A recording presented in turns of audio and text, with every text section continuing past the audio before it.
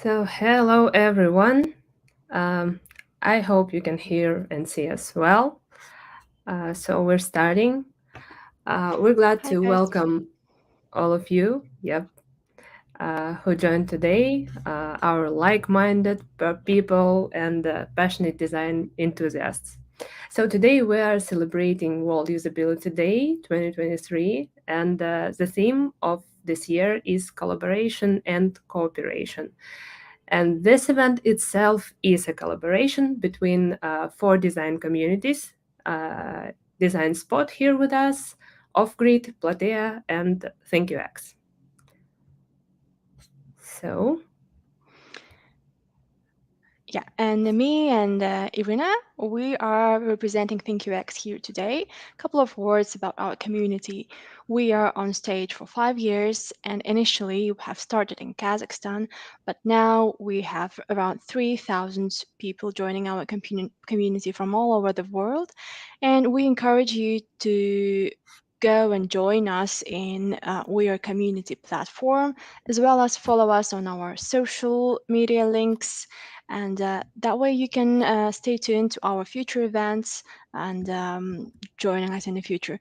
And Irina is going to send all of the necessary links now in the chat. Please don't hesitate to go and check them out. Uh, and in the next few hours, we're going to explore different facets of the collaboration, starting from partnerships and communication with customers, and finishing with panel discussion about professional growth. And you can send your questions to the chat right after each speaker will finish their presentation or in the end. And speakers will choose the best question um, from all of the questions, and that person will get 3 UX coins. What's the UX coins? So throughout the year, we've been running different events, and the best questions always got some UX coins. And the one who will get the most, or a couple of people, several who gets the most of UX coins, they will get some special presents in the end of the year. And that's all from us, and we are very excited to start. And our first speaker is Hannah. She will talk about cooperation in challenging partnerships. Please, Hannah, the stage is yours. Yes, good afternoon or good evening, everyone. So, thanks for inviting me to this wonderful event. That is my second speaking at World Usability Day conference. And today we won't talk about any processes or designs. We will talk about communication and highlighting this as a key success element in any project. So today I would like to embark you in journey into the intricacies of navigating the dynamic project landscape of the Arabic region from the project collaboration perspective, of course. And I invite you uh, to crack this code of mastery in collaboration when you have and when you meet some kind of challenging partnership or challenging clients. And first of all, I would like to say some words about how to navigate the Arabic region. These dynamics are some key points that we also will count when we have the possibility to work at any Arabic project. And as you can see, the first one, not the most important, but one of them is that when you side of to work with Arabic region on the Arabic project, you need to count these points. And first one is let's call it office, right? So we are to understand that in Arabic or Muslim countries, people don't like remote work, and they're almost always working from office. When I go to such kind of project, that was part of surprise, just because here in our communities in Yapam and other companies. We are working remotely for some period of time already, and we know that we can be very productive and bring results, deliver results. So, and here that was one of the most stuck stop point when we started our project, as clients at first had to follow ours, to catch ours, to, I don't know, we are to communicate in a good manner to prove that we can deliver results, so we can be effective working remotely. That was one point. Next point that we should also count working on Arabic project is a very strict NDA. So we at our project always had connection only on the client's VDI. That means that we always had to have our profiles clear. They are to upload it, our photos. They are when we have some leaves or vacations, sick days. We also had to fill in all this information into clients' profiles that we had there. And as e-commerce, we didn't allow to join any single meeting, any single sync using our EPAM accounts, EPAM teams, all of that stuff. So that means that we should really appreciate and follow this rule just because that's a contract and there's expectations from the client. Next, next point that is very interesting, should always count that for all Arabic man employee, it's very important to have prayer time.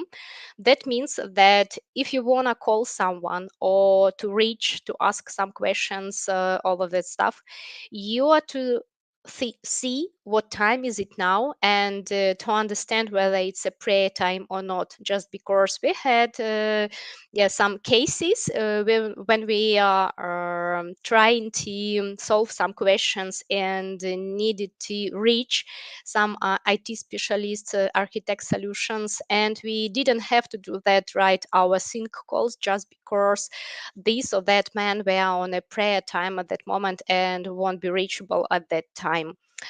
Then working on such projects, we also count that in almost all cases, we'll have the project both in two languages, in English and in Arabic.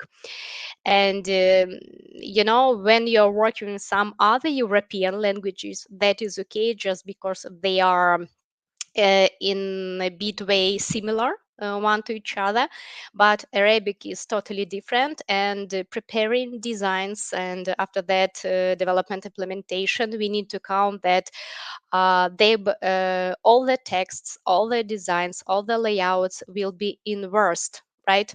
So there were some questions with it, and we needed to have a clear communication how we will implement such designs and the text translation themselves. And in our case, we had a wonderful strategy. We were using a Google Translate as a first iterations, and putting these just copy paste Arabic texts in our layouts. And after that, we were creating prototypes or sharing links with for development team, so that just to show our results to the internal communication team, asking to check our table with texts both in English and Arabic, and the prototype where it is used to understand the whole environment of this text using. And after that, asking to check, to correct and return our corrected texts. And after that, we were putting them in our project. And relations also is a key point. What it means under relations in this case, I would say that it is very unuseful, probably, or unexpected that Arabic people do not use social networks. Any of them, they are some, I don't know, count privacy, all of that stuff, and do not except some public relations. They don't put, I don't know, likes, hearts, all of that stuff, and they highly value ranks. It is very very strictful to see what are the ranks in your organization, to find out how to communicate with the stakeholders, with your clients, and all of them. So these are something like main points. And now I would like you to probably to interact with you in some kind and ask you to participate in your expectations. So before above, I pointed out some kind of ideas, some kind of basis of working on such project, and would like you to share your ideas. What would you expect in project collaboration, communication, knowing these based principles I mentioned above? So I would ask to help me to share in our chat the link to the Mentimeter, and if not, you can scan this QR code so that you would go to this page. I will count next, and probably to write some ideas, expectations, what it could be, some communication on the project, all of that stuff.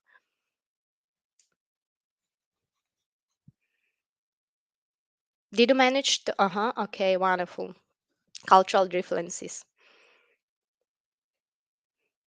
Just share your opinions. So just imagine that you got an offer, yes, to work in the Arabic project. What would you expect in communication way and in general working on this project? So you are not working it, and just you have some offers, troubles in collaboration, different mentality, patriarchy, delays in responses,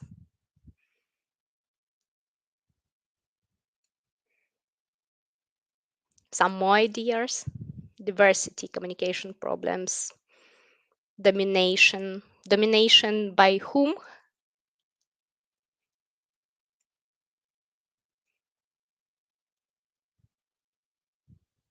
Meetings, discussions. In general, you're right, but probably some of these expectations sometimes seems to be like a myth. And why, I will let you know. So any other ideas probably from your side? Or in general, they covers all your expectations? Okay, let's go further. So you are right in some way, and we will see. Just because we need to, first of all, we need to understand client expectations, to have clear communications, to have wonderful results of the project. In our case, we had, I don't know, two problems. Let's say them like to these obstacles to cover, just because first we were on a new region with new country, and the second one, we weren't the only vendor for the client. So in our team there were other vendors, not only farmers, and that is why we had also an aim from our side to win these competitive among other vendors. So that was very interesting and challenging case. That is why I support that it's very important to understand the client expectations first, what these expectations could be. So results, right? What does it mean? That means that Arabs expects to have all the results yesterday or even before yesterday. That means that you don't have enough time just to think it over, all of that stuff. You have a very tough deadlines, and we can join with the deadlines point, just because deadlines are very extremely tough. And in our case, we even didn't have a clear roadmap. We didn't know what to do next. We had only something like we need to do that till Friday or till the end of this day.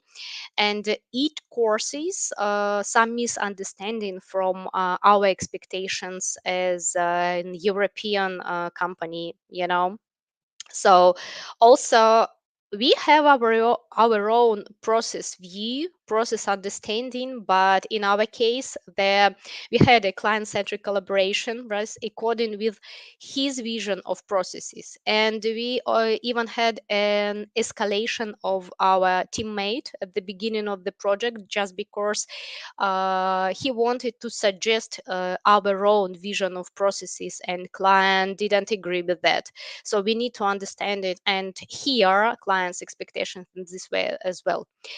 Transparent, it's extremely important to be transparent with the client in your communication. If you are planning your leaves, please put it in a table, send it something like an emails, yes, in a very polite form, that you are going to have your annual vacation, all of that stuff. Plan it beforehand and you won't have any misunderstanding from the client side. You always should be transparent in working hours. If you have some troubles and you need to, I don't know, work out, to go out somewhere during working hours, please inform the client and say that you will work out this time in a lunchtime, or someone later. So also you'll have no misunderstanding in this case. So please be transparent in your absence, project blockers, and ask questions much beforehand. So when you are transparent, that'll be great, and you'll have wonderful results. So when you have calls with the client, you should understand that probably that was in our case, right? We had a stand up every day. That is okay. But what was unuseful for us, so that the client could call you anytime he wants without any notification. And I had always some cases when every time I wanted to have a cup of coffee or have a cup of tea, I always took a cell phone with me to the kitchen, right? Just because the client called me exactly at this time when I wanted to have a rest and just to, I don't know, stand up and leave my working place. So that was very unuseful. And frankly speaking, one of our e-farmers was escalated from the project just because she didn't answer such calls frequently, let's say in this way. So we are to count this, just because the client can call you somewhere at the beginning of the at the end of the day, at the beginning of the day, just knowing that these hours are your working hours and you should be at your notebook. Then delegating, that's a very interesting point. We hadn't met beforehand. That if reps, some kind of other teams, other departments understand that you can do their work, they will definitely deliver it to you. So in your case, in our case, we should be bold, and I don't know, to have our own borders, so that not to do too much work, and the work we shouldn't do in our case as a team. So it's very important to count while communicating with other departments, other stakeholders. And speaking about stakeholders, we should understand that we need to deserve access to stakeholders. That means that at the beginning of the project, for instance, me as a lead designer at that project, I didn't have the possibility to speak to someone else except our client. And after me and our team deserved this communication, we were redirected to some other departments, and that was wonderful. So it's very important to deserve this communication. um, that is why when we are speaking about these understanding of clients expectations, we see that not every EPAMA probably could follow such rules. They are quite easy, and all of you, all of us know all these principles. Probably not some specific of the region, but the principles of communication, all of that stuff. And in this way, we had a very rare situation on the project when we got the first escalation of our teammate after only 2 weeks after the project started. And in general, we have 9 escalations of our farmers. Just imagine. And these guys were of different years of experience, even 10 years of experience working only in YPARM. And that means that it's very important just to learn these specific, these bases, and just follow the rules. And you'll be the winner at such project and such region. So after these escalations, we had internal investigation. We were trying to understand what is the problem, how to solve it, how to communicate with the client, where are these pain points of these escalations. And we had a wonderful delivery manager from the start, from the beginning. He was with us at every daily stand up. Just imagine your delivery, joining your stand ups every day, trying to understand our pains, trying to be transparent with clients' expectations, with his aims, trying to encourage us, right? And he was a very wonderful one. But somewhere 3 months before the project ended, there was a decision by our delivery manager to change. Yes, the delivery manager, not just because the first one wasn't good working with the client, but just to change the vector of the project communication. So it worked. So in case you see that your project in an orange zone, you can probably try to not to escalate teammates, but try to change the delivery manager just to change the communication with the client, directly with the client. So in this way, we managed to somehow working with these escalations. And by the way, till the end of the project, there were no teammates by chance. So that was a really wonderful, good team that was working for the results, and our client promised to return for us somewhere in the future. So that means that all of these points also work. uh, what else can we say about key success factors, right?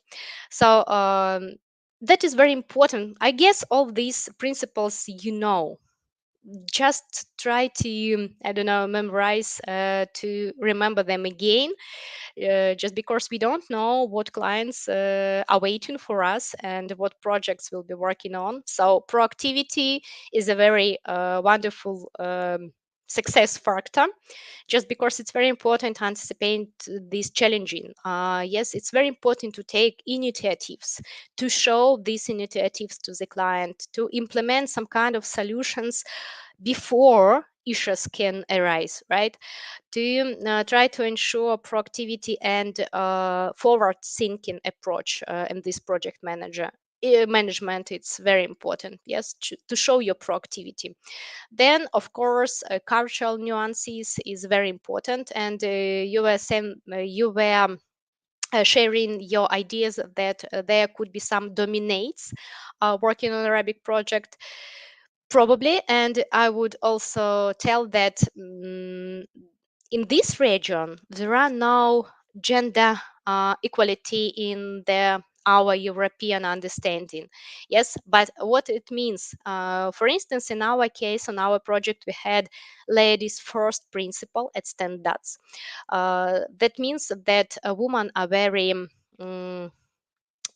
ranks, are very values, and you'll be surprised, but among the chair board of our company, and that was a financial organization, governmental financial organization, among 6 chairmen, there were 2 women. um, there were lots of stakeholders as head of departments. Other department also were women, and that is wonderful. And in this way, that means that there are no obstacles, and you can grow, never minding what gender you are. But we should come that they respect a woman as a woman, from, I don't know, all the meanings, right? Then it's very important to have such learning attitude on your project. So commitment to cultural sensitivity, right? Adapting strategies, right. We see that religion normals, that is okay, but in this way we should, I don't know, when we see such difficult or probably mature project, we just thank the client in our mind, yes, that we can grow during this project, during such communication we can grow as a specialists, as a leaders, though that is wonderful, and we should keep in mind that learning is a key point, is a key factor. Then of course exceed expectations works as well. So we should, or we can, yes, surpass and predefine standards. We can go above and beyond some deliverables, right, to provide some outcomes that can also surpass some requirements that we have on our project. And in this way, um, you won't be, you not just only won't be escalated, but you'll be mentioned as a I don't know, superstar on the project, and that is great. And in our case, it was very important to I called it meet client style. What does it mean? So it's very, it was very useful to copy the style of the client way of communication, to using the same phrases he used, right, in a positive way, all of that stuff. And as it was a governmental organization, a business organization, right, for instance, I was wearing a white jacket and some kind of business clothes at our stand-ups, at least, just because it helped, I don't know, to find out non um, so not a visible, right, but a psychological equality, yes, and understanding, non-verbal communication. And that is also a key success factor working on such mature project. Then we can mention also some communication strategies, of course, as we are speaking about communication, right? So it is very important to be polite, and to use some polite phrases, maintain only a positive tone. We are to value, this differences, to create this collaboration atmosphere. It is very important. So it works not just to answer in a short way, but something like be so kind to help me in this or that. Try to use, I don't know, to learn from their side, just because Arabic region is very polite. They know English very good. I mean, business communication, and so our task is just to copy them, yes, and or communicate in this way. So it's very important to have very strong skills in writing communication. You have to be clear. You have to be precise, writing precise business writing skills. And also it is very important to use Outlook emails or some kind of other emails client uses, yes, to consolidate some spoken issues, spoken ideas, some tasks, some expectations, right, just to have approvals if you need it. If you have some controversial issues, you can say, so look, I sent that email and didn't have answer, all of this stuff, just that is why this or that wasn't done. So just try to gain the approvals via emails. And also we know all this, but calls with the camera on also is a very effective communication strategy, that just because that means that your communication is open. Yes, you have more personal connection. You can create this visual and interactive environment, especially if we remember that this region very not used to work remotely. Yes, this camera on is a key effective strategy in communication in this region. And of course, camera on strategy bring us some kind of human touch, right, in these virtual interactions. So just remember these 3 points and you'll be a star on such project. uh, Also, I guess we can touch some lessons from this field, just because we had a lot escalations, but we also growth a lot as a leaders, as a wonderful specialists, so that the client would like to retain for us to EPAM. And as a EPAM, we managed to win this competition among other vendors. That is wonderful. So some kind lessons from my side. Yes, effective communication skills, very important to be successful and to navigate among these cultural nuances we mentioned above. Yes, also it's very important to master adaptability, just because, we used to work with some kind of strategies or processes. Here you can face some others. So just try to adapt to this and just to listen to your client, and that'll be okay.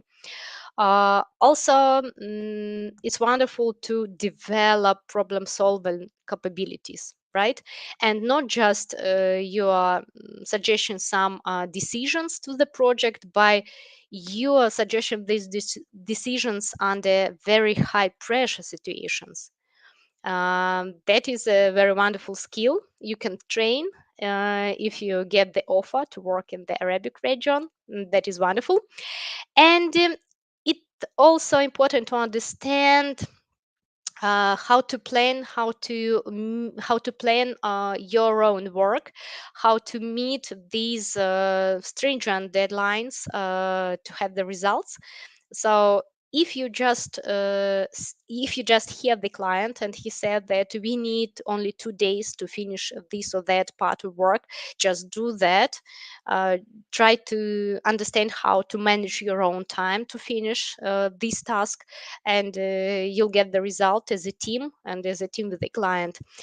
And of course, such mature project can bring you some insights, not only you to, but into the client management and some expectations and challenges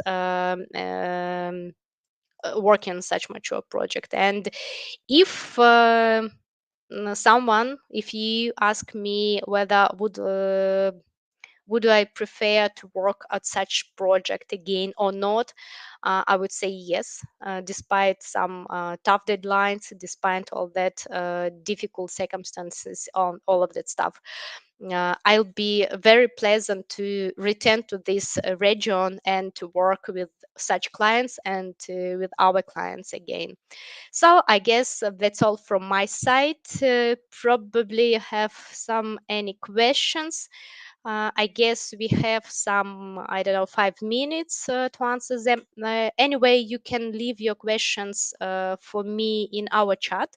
I'll be able to see them later, and I can answer you in the chat anyway, anytime. Um, and from my side, that is all. Um, I think yes, we. Oh, sorry. Uh, I think we have a question for you in the chat. Let me like show it. Do you Hmm. see Hmm. it like that? Yeah. How do you recommend to manage this customer behavior when they call without prior agreement? Um, I guess that is okay, just because in our case, such calls were on the topic itself. Yes, and they were okay. Sometimes I missed calls, and that was okay. And I wrote to the client, look, you were calling me something urgent, all of that stuff. And I could say that I was, I don't know, on a lunchtime, I wasn't at home or something like that. And the client could say, no, no, that is okay. I called those men, and we managed this so we managed to organize this question. That is okay.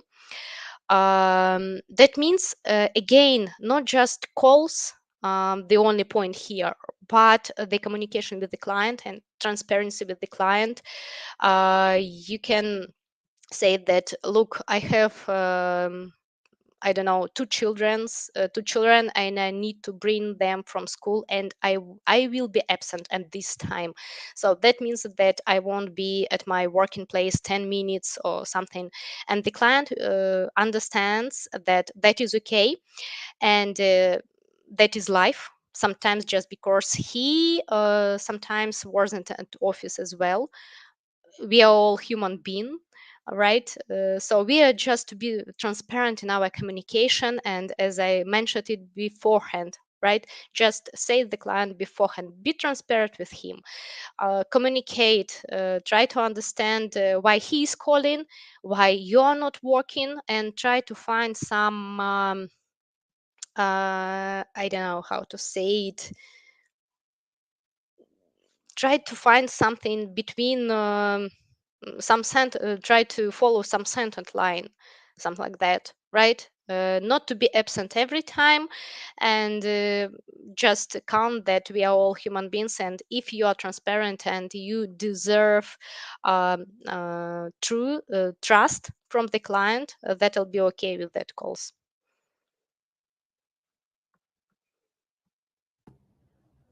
All right. I think we have answered the question, and we just have another one. Mhm. Um, do you see it on the screen? Did you need to cover your head in calls with the client? No, of course, no. Just because we respect their culture, they respect our culture. That is okay. And our exact product owner wasn't an Arabic man. He was from a European country, just living in Abu Dhabi. So he wasn't wearing also traditional clothes. He was wearing jacket, tie, all that stuff, t-shirt. So that is okay, and you shouldn't follow their traditions just because that is not your culture. Right, good. And while we're waiting for other question, may I ask what, in your opinion, was the most difficult part of all this, like collaboration? Mm, I guess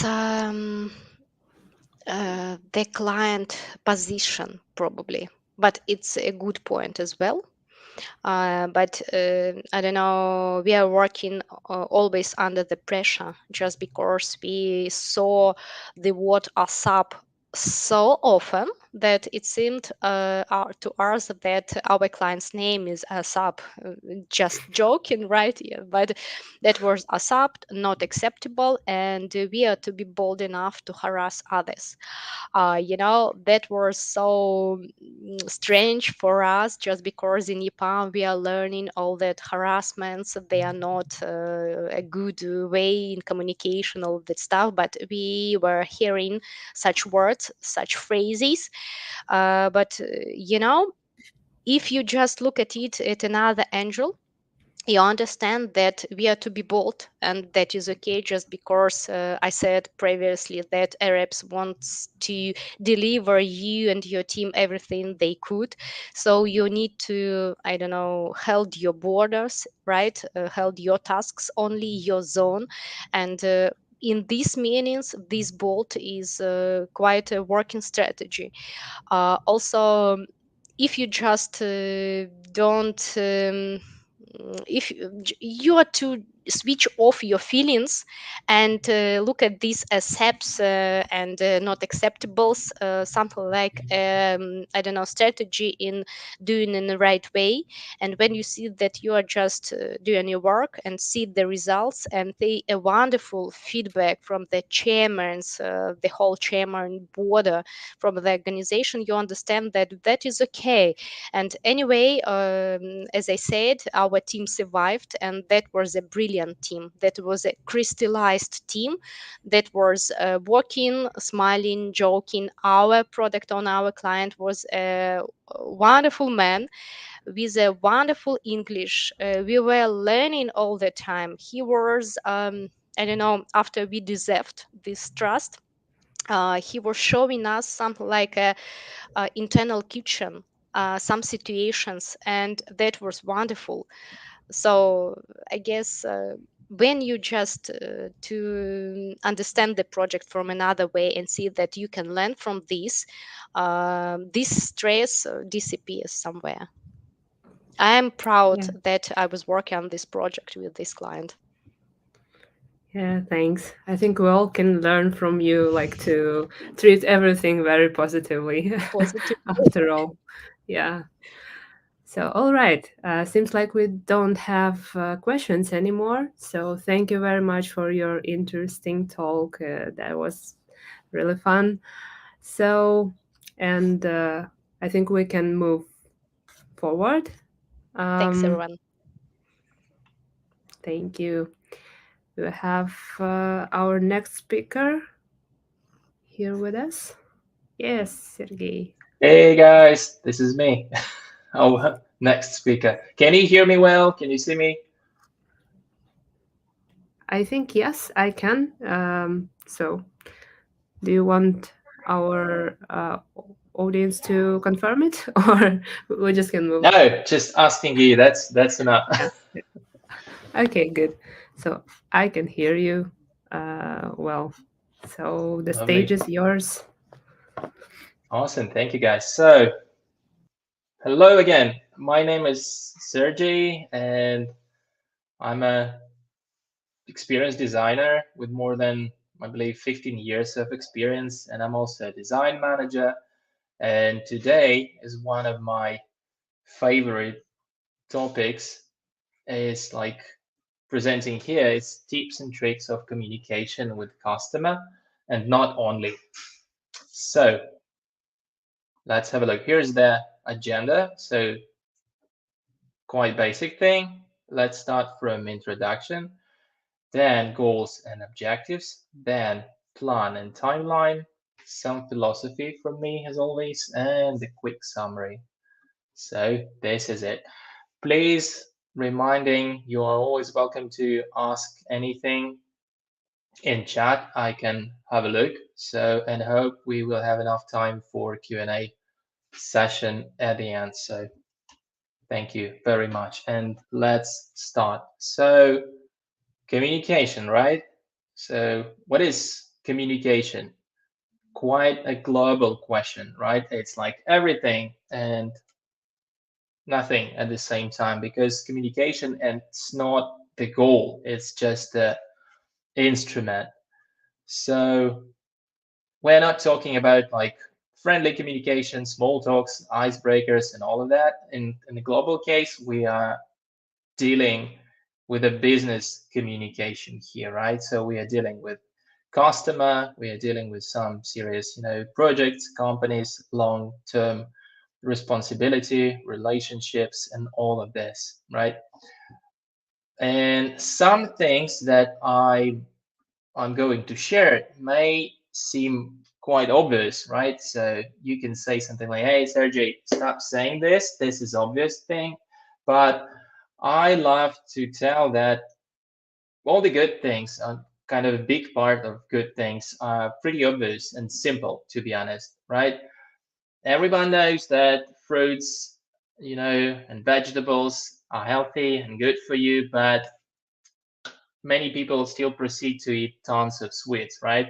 Everyone knows that sport and physical activity is good for you, but quite a limited amount of people do regular physical activities, right? So please do not wait for some, quantum leap, extraordinary, discoveries. I just want to recap quite obvious, but still useful and great things that work well in my practice. So once again, the communication itself is just the instrument, right? But that's the instant. This instrument is very powerful because clear understanding of communication goals, time frame, and expected result is crucial, right? So as you can see, several major things: goals, time framing, and expected result, right? And when we say on goal, the communication once again is just an instrument. And what is the goal? Let's have a look. So, in my opinion, the goal is usually maybe selling some idea, or delivering some piece of information or networking. All of this can be goal and many, many, many things, but not the communication itself. And what is crucial when you're thinking about your communication goals? So, number one, please understand, realize, and fix the real goal of meeting and problem you're just going to solve. And also, please help people to understand the real goal of communication, just because it shouldn't be a wasting of time, right?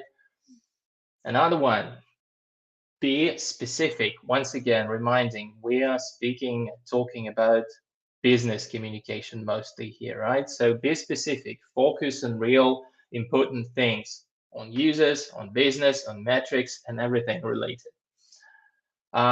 When you collaborate and communicate, it's very crucial to be, sure that you are dealing with the right people, right? So define key stakeholders and their expectation and fix this, document it, because it shouldn't be like just within your head. It shouldn't be, posted, documented somewhere, and it also should be aligned with everyone. Just very, very crucial also to align your vision, your understanding with everyone who matters, just because in real life, sometimes picture can be slightly different and your understanding of the goal and success and actually overall project can be different from the stakeholders vision, right? So uh, that's why I really love to remind that you need to validate, identify, prioritize, ask many, many, many questions, and always agree on criteria and KPI and picture of success. For me, that is also a very important thing. And for me, the communication with customer is also a great way to ask for some additional, things. Customer may be very confident and deeply drilled within his own, business and domain, and some things may seem very obvious and well known for anyone, for him, right? And he may assume he already know it. So please don't be afraid, because once again, goals is the thing number one. When we discovering goals, drilling down, they may be a little bit even annoying. You may ask and re-ask the same things several times, but this is very crucial. If you are not sure and maybe feel awkward when you asking some, simple and primitive, as you may think things, so please let people know why you ask this, right? You need this information to seriously improve their business, to help them to answer their questions. Please make it happen. Let them better understand why you're asking, because you're not just another guy, annoying one, with the weird questions. You just need all of this information to connect the dots and gather the whole picture and the whole puzzle, right? Next crucial thing for me, it's a time and timeline and a deadline, because all the things should be done and asked and visited and addressed in the proper timeline, right? So let's review several critical things from my perspective here. So uh, you should be definitely aware of the whole process, the timeline and agreements on it, just because usually when we deal with a quite complex and long-term project and business communication and collaboration, it lasts more than one time. Definitely it's like half a year, 1 year, more, or something like this. So that's why you should be pretty aware of the whole timeline and the deadline, just to ask proper questions and get the proper answers in the right time. Just to be aware, it's not too early, it's not too late, it's just the moment. And usually it really helps, like with everything in our life. It's much easier, as we used to say, to eat an elephant by smaller parts, right? So every global project, every big project, but any project at all can look very complex, long-winded or something. But when you chunk this in a more clear, understandable pieces, it's always more usable, doable, and understandable. I also should say that I really love when communication it's a regular and predictable process. It's like everyone is aware when it happening, so why it happening, and it has definite formats. So it's not just like random things, something like texting someone, hey, can we meet in 10 minutes? It should be perfectly scheduled, aligned, and predictable. So usually, you might have several types of things. One for presenting some intermediate results, another one for some, polishing, grooming, planning, all of this. And please reserve something for, Q&A session, or maybe just to discussing, brainstorming, proposing some ideas with customer. This also works. Uh, and I really love to say, once again, another Captain Obvious thing, but think more often, because it is much better to present something semi-done, some concept or draft and dirty thing, just sitting quiet in the corner and polishing some, perfect thing that may be done absolutely wrong. So this is the key, right?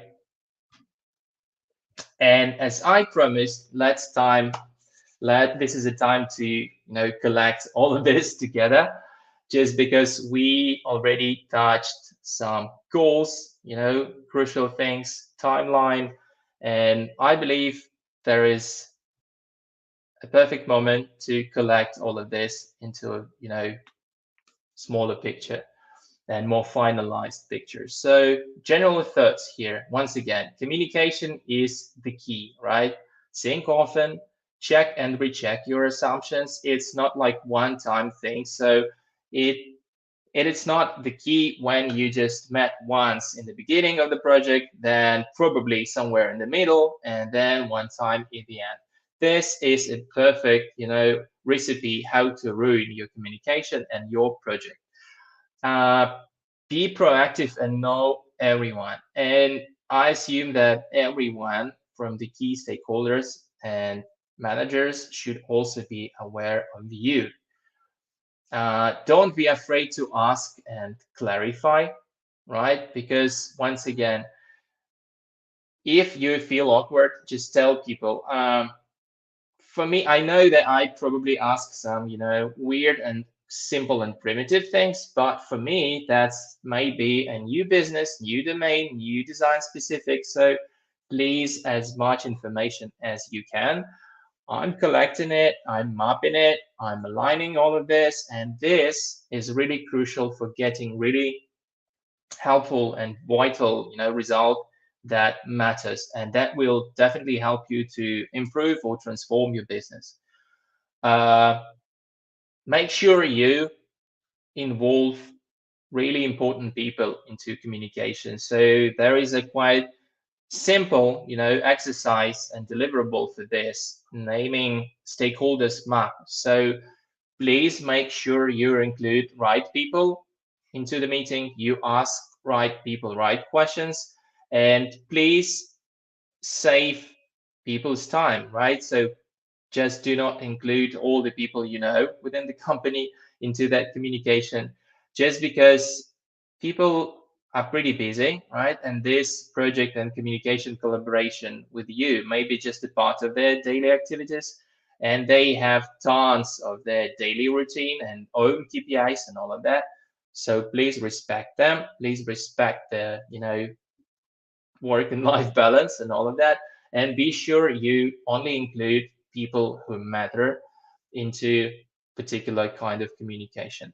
And additionally, it will simplify the decision maker making, the collecting the outcomes, making the meeting follow up for you, just because only proper people will be addressed and only proper people will be assigned to one particular tasks or questions, just because when you include everyone into the communication, sometimes people may feel, hey, I'm here but I'm not really related, but I should do something, just I'm not like the fly on the wall, right? So I'll type something, and this may be absolutely, weird, random, unnecessary, recommendation.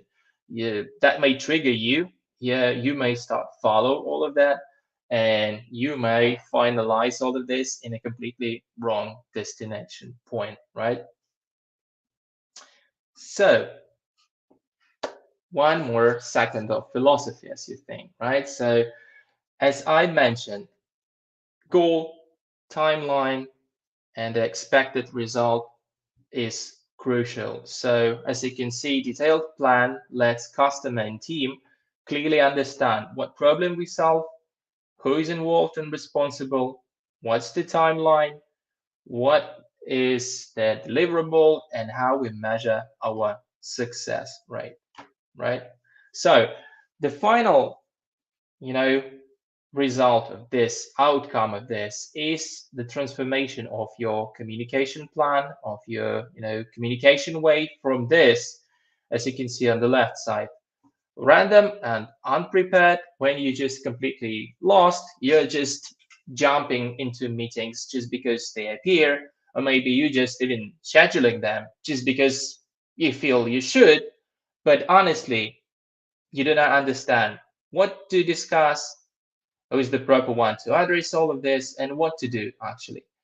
So no agenda, no plan, no goal. This means absolutely nothing at the end.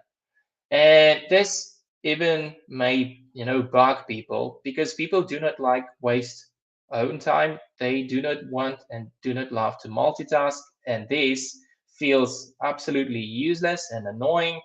And additionally, on the top of the absolutely, ruined and unfinished communication plus project potentially, you may also get some kind of escalation. So here is like the absolutely weird designer or guy asking random weird things, or maybe not asking anything at all.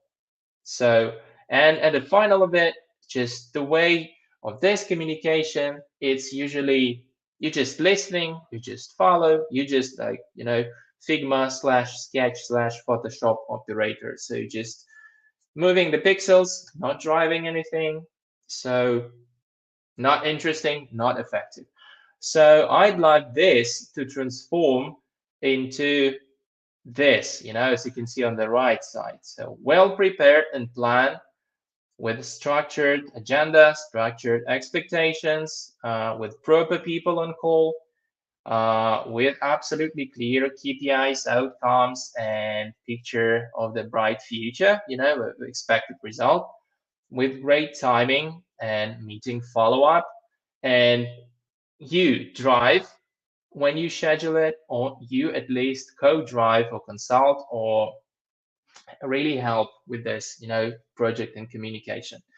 Um, just one, turn back to the timing, just I forgot to mention, because I can probably really approximately divide customers into several types. So type number one, when people absolutely agree with with you in every point. They're usually multitasking or something, and this and the red flag. So they do not ask questions. They absolutely agree. They promise you to do something, to bring something, to get some statistics and all of that. That may seem very sweet, cute, and friendly, but honestly, the outcome of this is nothing. Nothing really happening. And while multitasking and doing other thing and not really being involved and interesting, they usually do not listen to you at all. Another one is just when people like really, really, deeply focused, really, but they do not have any, particular answers, solutions yet. They literally like brainstorming or doing some job within their, brain and head, literally on the call with you. So here you may just focus them somehow and help them to get that outcome up, just because you are pretty limited within the, sync time. So try them, navigate them, propose your help. Just always have some, ideas, templates, or something for this kind of people. And do not be very destructive in terms of, this weird things happening when it's not interesting, when it's not following, the particular line and goal. People are usually easily distracted by anything. Something like, hey, my dog is here. Here is like, I don't know, Jumbo, me Jumbo. Hey, I also have a cat. Have a look. All of this. So this is once again sweet, cute, and nice as an icebreaker or some few seconds activity. But please do not let this ruin your communication. So what's next here?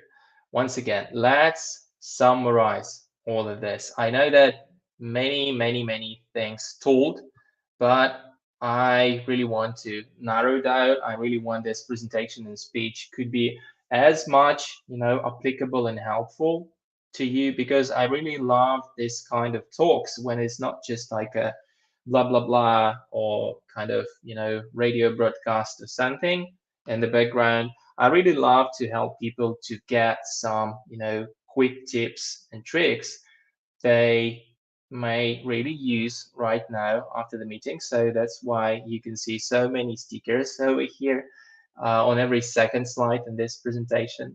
So let's summarize quickly, right? So as I like to say, communication is the key, right? But please do this properly.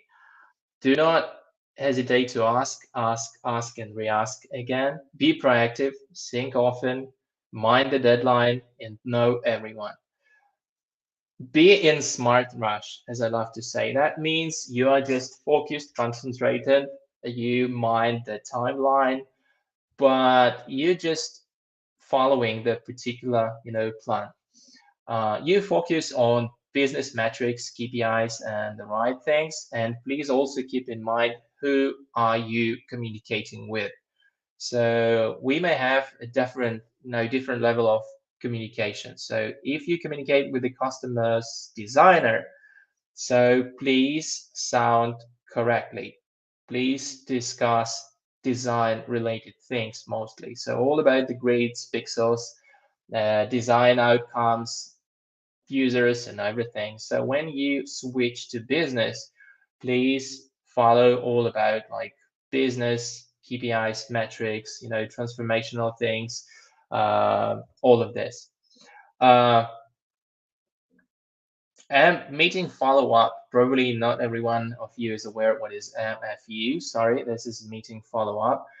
This is another quite obvious thing, but that is really crucial because people may multitask, they're always in a hurry, in a rush. So usually half of the meetings are finishing without any agreements about without any particular assignments, without any particular people related, and without any meeting follow-up. This is a pretty simple thing, so please devote some 5 to 10 minutes, especially when you are an initiator and you're driving all of this communication. please devote some time to do so. And this should become your, good habit. This is very crucial. People always appreciate because our communication usually happens quite regularly. So this will be a great platform to start another communication in a week to say or something. And this is always helpful to refresh your mind, to see what you are agreed on and what are the next milestones, right? And I also love to say that please do some homework, right? Some preparation, because usually every meeting needs some, even a little bit of preparation, right? So please do this kind of homework. If you're just going to meet your customer the very first time, please research his competitors, please find some, information, statistics, their pros and cons, their success and some, pitfalls for last several years, as this may help you to speak the same language, better understand the context, and I promise you the customer will be seriously surprised by your, you know awareness of his business. So I think this is it. And the last thing I should say, it's actually, we're talking about business communication, correct? But this doesn't mean you may sound some kind of very professional, weird or something. We are still dealing with people, right? So you just are highly recommended to be still, friendly, open-minded, smiley and open. So that really matters and that really helps. And please help people better understand your context, better understand your value. Please do not afraid to ask question, but please be always welcome to answer the question and follow that question, right? So be the mediator, be the collaborator, be that person who may meld the ice and connect everyone and help to, make that all of this magic happen. So this is it. That little promo. So here you can see the bunch of QR codes. You can follow and subscribe each of, substreams of Platea design community. So as you can see, we have a YouTube, Medium design blog, Telegram channel, and your last one is our page on We Are Community platform. So please subscribe, comment, like, and all of that. So let me have a look whether we have some questions. No? Hi there. Yeah, Hello?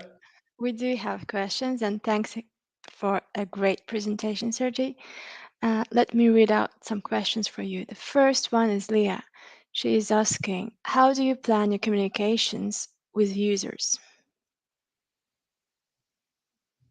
Yeah, that's a great thing. Actually, when we speak about like high level, actually the plan is the same, right? So this is like another kind of communication, right? It also should have a particular plan, the goals, the outcomes, and it definitely should have a particular structure. When there's communication with users, for instance, the interview or some kind of discussion, that definitely should have a particular plan, structure, and agenda. And you should be definitely prepared, and you should drive the particular flow. You shouldn't be found lost within the situation when you just only spent, I don't know, 10 minutes and you're just out of context, out of questions and all of this. So definitely you should prepare particular, discussion list, some questions, some plan B. So what to do when it's all following in a different, way, or probably user is not just following your expectations. It may happen. So I remember one kind of interview when the quality gate and the point number one was the experience of having the several records dealing with the support of one, global company because we were checking the support quality. And that guy reply number one was, I never dealt with that company and their support. So you just oh, sorry, just not to waste time. You just once again need to have a plan B and some additional, frameworks how to proceed that collaboration and anyway make this useful and effective. Thanks for your answer. Really love the plan B part. We have another question from Irina. Where is the balance between little communication and too much? Because we all have so many meetings, and where to squeeze in actual work. Just, I guess I need some clarification. What is the too little communication and too much? What is meant Um, by too little communication? I suppose it's a balance between having the meetings already and then adding more to like know more or to try to dig in into the question or something. And when it's when you don't do that and you don't get answers, then it's too little, but you still have to attend all those regular meetings. Okay, gotcha. So once again, very simple thing, I believe. Please write down all of the meetings because, yeah, absolutely agree. Every one of us, I believe, has ton of that stuff, right? Please write it down. Try to prioritize. Probably you are involved in so many things you are not really related to, and just because I know that managers love to add people just to be there, like, hey, I can call everyone, so 100 plus, and this is just another boring town hall or something, or you are a designer and they are discussing some Java architecture, and you're just probably supposed to be there. Please prioritize, and when I promise you, you will definitely discover some kind of 30% of absolutely useless stuff. So please double check the necessity of you being there with the initiator of the meeting. Text your project manager, text reach your team lead or someone. So potentially they just only included you just to let it be. So I believe you may easily skip, ignore, and delete yourself from 30% of that one. Or another one is just please be more specific on agenda. Please ask people to specify preliminary what is expected. I remember the very good promise I got from one of our managers like 7 years ago, something. No agenda, no meeting. So you can easily, I know that's too strictly, too hard, excuse me, but in many, many cases, that means you can absolutely skip it, right? So when initiator and the person who's scheduling this did not wrote did not write few lines of text just to let people know what is going to happen there, it's supposed to be absolutely useless thing, right? And at the same time, an opposite, please increase the number of meeting you are driving, right? So just transform from just listener and follower, so the person who's like literally half sleeping on that meetings and multitasking, to the one who is really driving, who really matter, who really solving the problems, consulting, and who is really helpful on the meetings. So I think that's my way of balance. Just because we all still have only 24 hours, in a day, we all need to sleep, eat, have a fun, relax, and spend time with your family. So this is critical. Please do that. And once again, nothing really, rocket science thing here. Please start doing that. Write down, prioritize, get rid of half of them, remove to improve, and I'll promise you will be more effective and focused and not frustrated and the rest of the day when you only just all about communication, about like weird topics and nothing delivered till the end of the day. Thanks. Thank you, Sergey. It's a great answer. We don't have any more answers, just people saying that it was a great speech and thank you very much.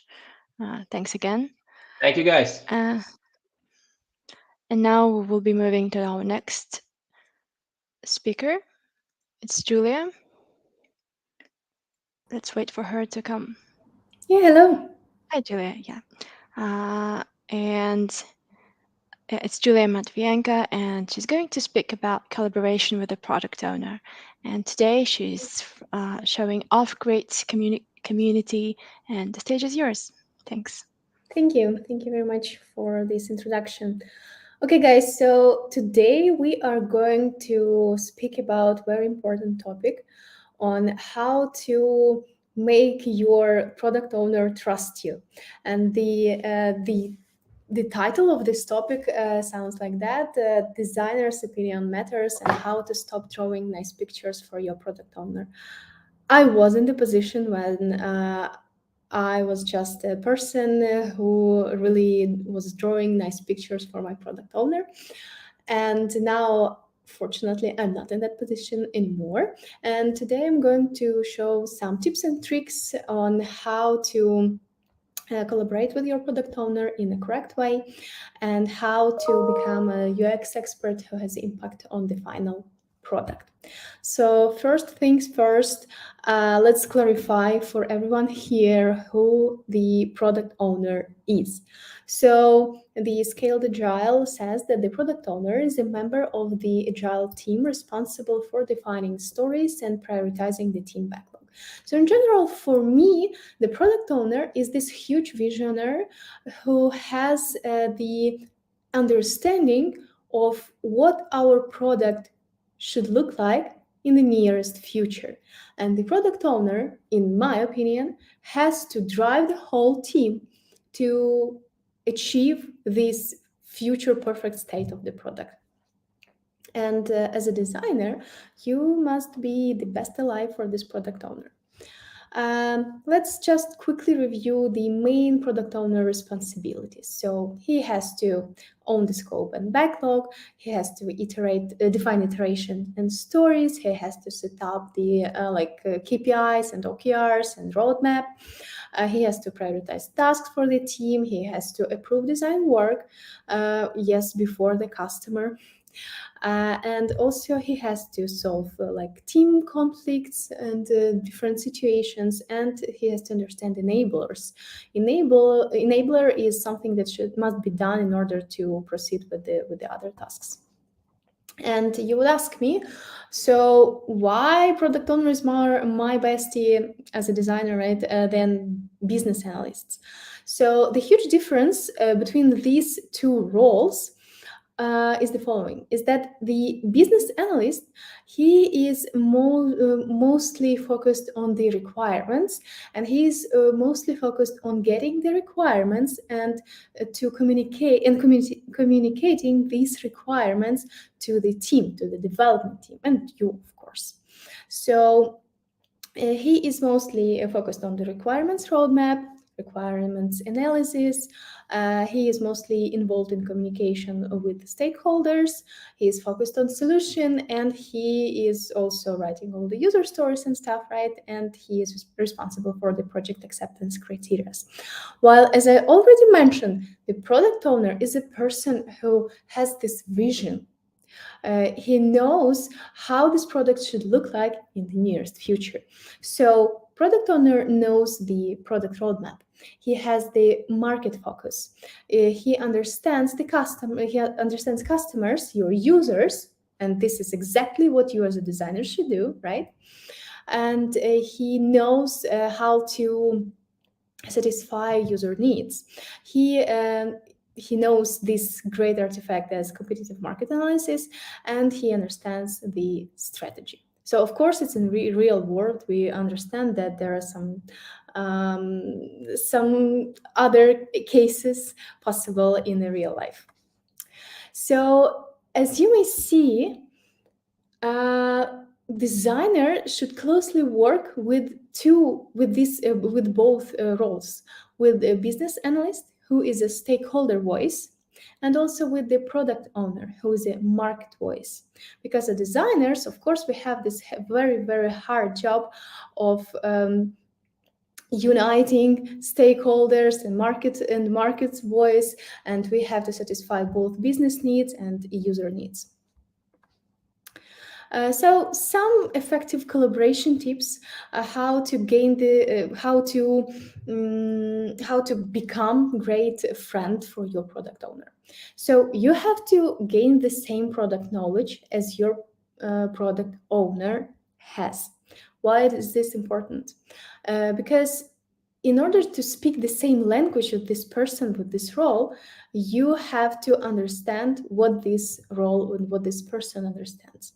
So you have to be truly interested in the domain. Of course, it starts with the onboarding, but let's be honest. Not all onboardings on all our projects are perfect.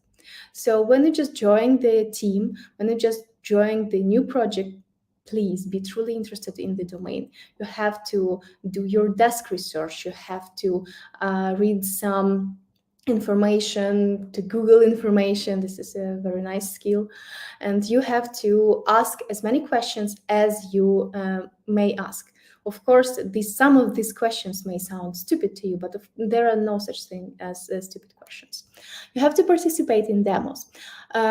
It's very often case when, of course, as designers, we go ahead of our developers, right?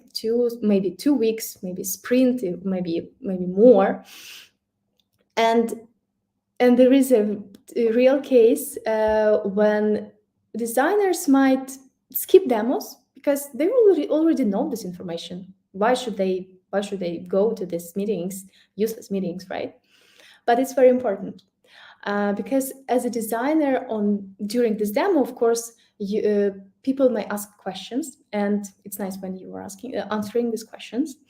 And also, why it is important, because this is a chance for you to review your work, and like when this work is implemented. Of course, make acquaintance and become best friend with BA. Ask lots of questions. Keep a finger on the industry pulse. It's very important, not only if you're working on a kind of simple project, but also on complex domains. And know your roadmap. You have to know what your product, how your product would change, not only tomorrow, today, in a week, but also what is the bigger goals, what's the strategy of your product. In that way, you could contribute to brainstormings or other meetings, and you can add some great ideas. So I had this experience of working with product owners from internal team. I mean, for example, in EPAM.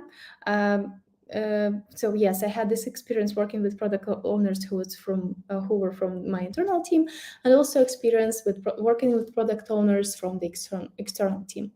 So, and there is a difference in collaboration between these two, let's say, roles again. Yeah.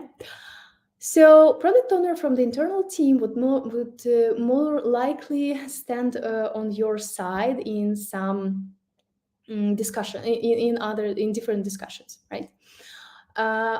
Also, if your product owner is from internal team from the same company as you work for, he would this role. They would help you to manage the scope. This is very important on the fixed price projects, where on some fixed price projects you may have like WAG requirements, and this is the cases when the customer is trying to add as much functionality and as much scope as they can. And in these cases, product owner would most likely stand on your side and help you to manage the scope. What is the main disadvantage of this situation is that this product owner from the internal team, not always, I'm not saying usually, but I'm saying not always has big impact on the customer team. And in these cases, usually they have the other person who acts also like a product owner, but from their team. When you work with the product owner from the external team, it's a very common case that you have language barrier, which is very important, and because you have to talk the same if you have not the perfect English, for example, and you have to engage in different conversations, it might be hard for you. You would have more formal communication because mostly you are interacting with this person during work, right? And also some politics may apply. Politics is, if maybe you know, maybe you don't know, but this is the case when this politics refers to the use of power and social networking within a workplace, trying to achieve specific goals, often at the expense of others. So, for example, when people are trying to form like unofficial groups and something like that, this is not the best situation. This is not the best, what could happen on the project, but believe me, it happens. And also, it is harder for this person to engage with the team. Because again, language barrier, mostly formal communication. In most cases, they are located in different offices. So, of course, it's harder. So, what else you could do to become a great ally with your product owner? Manage the expectations. At the time when you join the project, ask how does your product owner see the collaboration with the design team or with you if you are one person design team. But of course, you have to your own vision as well. Why is this important? Because when you are joining the project and the first thing that you do is you are asking your product owners what to do, then this person would think, okay, so he wants me to tell him what to do, then I will do it like every day. Do you want to do this? Do you want to become person who who does everything product owner says? Maybe not. In that case, have your own vision and suggest this at the very first time you join the project. Understand what is important for your product owner, and this might not always be the KPIs of the product. How to do that? Engage in the conversations. Go to networking. Go to set up one-to-one with your product owner. You must have more conversations with them. Also, ask about the KPI that must be tracked. Or achieved. In that way, you will show yourself as a goal-oriented person, result-oriented person. Make a direct question. Ask direct question. What are your expectations from our collaboration? And also ask for regular sync-ups. The next slide is the illustration from the great book, which is called The 5 Dysfunctions of a Team. And this book was written by Patrick Lencioni. This is a great book. I would highly recommend you to read it, or especially for designers who act as a team leads. Sorry, I'm officially on a sick leave today, so sorry for that. And you see that the second, this second part of this triangle, that one of the dysfunction is fear of conflict. So this is why I'm showing this to you, is to let you know that a correct conflict actually is a good thing. Correct conflict is when you are focused mostly on a goal and on a problem, rather than like some personal stuff. And now I'd like to show you the matrix on how you can solve conflicts with your product owner. And you can also apply this to any role on your project. So first of all, think about interest of this person. But do this before stating the problem. Because if you start from the problem first, then you would be focusing on some negative stuff. For example, he asks me to make this button red, and that's it. And you will stuck there. Start from the interests. And on this matrix, I would demonstrate the case that I had on my previous project. No, not my current project, where I just joined I just joined the stream as a team lead, and the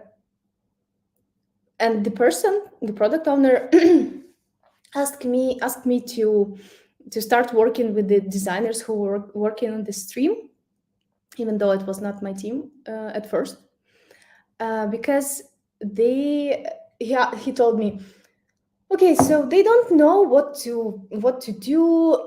I usually tell them what to do, because what they do is not valid and everything. So, and after that, I went to designers and I talked to them, and I figured out that they had a lot of complaints as well.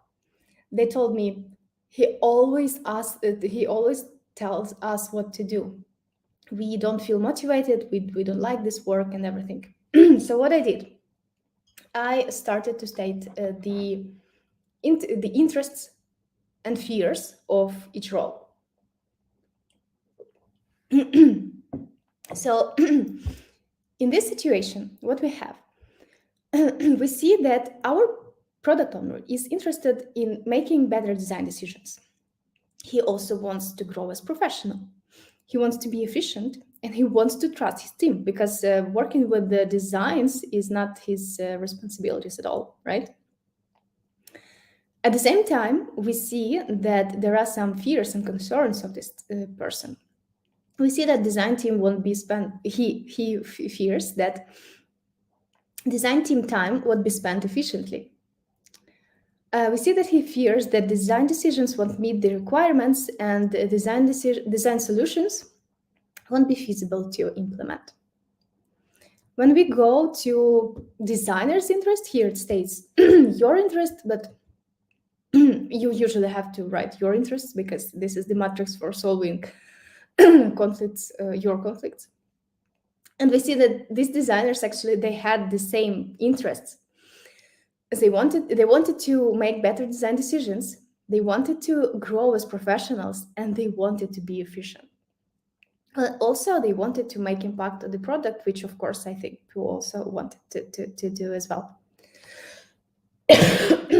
Also, we see that designers in this case were feared that they would be just the simple artists, not the designers. We also see that they feared that they would lose motivation. And they knew, of course, they knew that the product owner has now design expertise. So they feared that design decisions would not be very qualitative.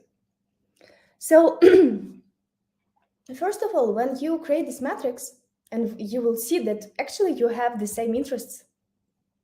And what you have to do is you have to go to your product owner and you have to tell them, okay, so you see we have the same interests. What we have is different is our fears. And working with fears is easier than working with the person who has different vision. So just a second, I'm gonna need just a little bit of time.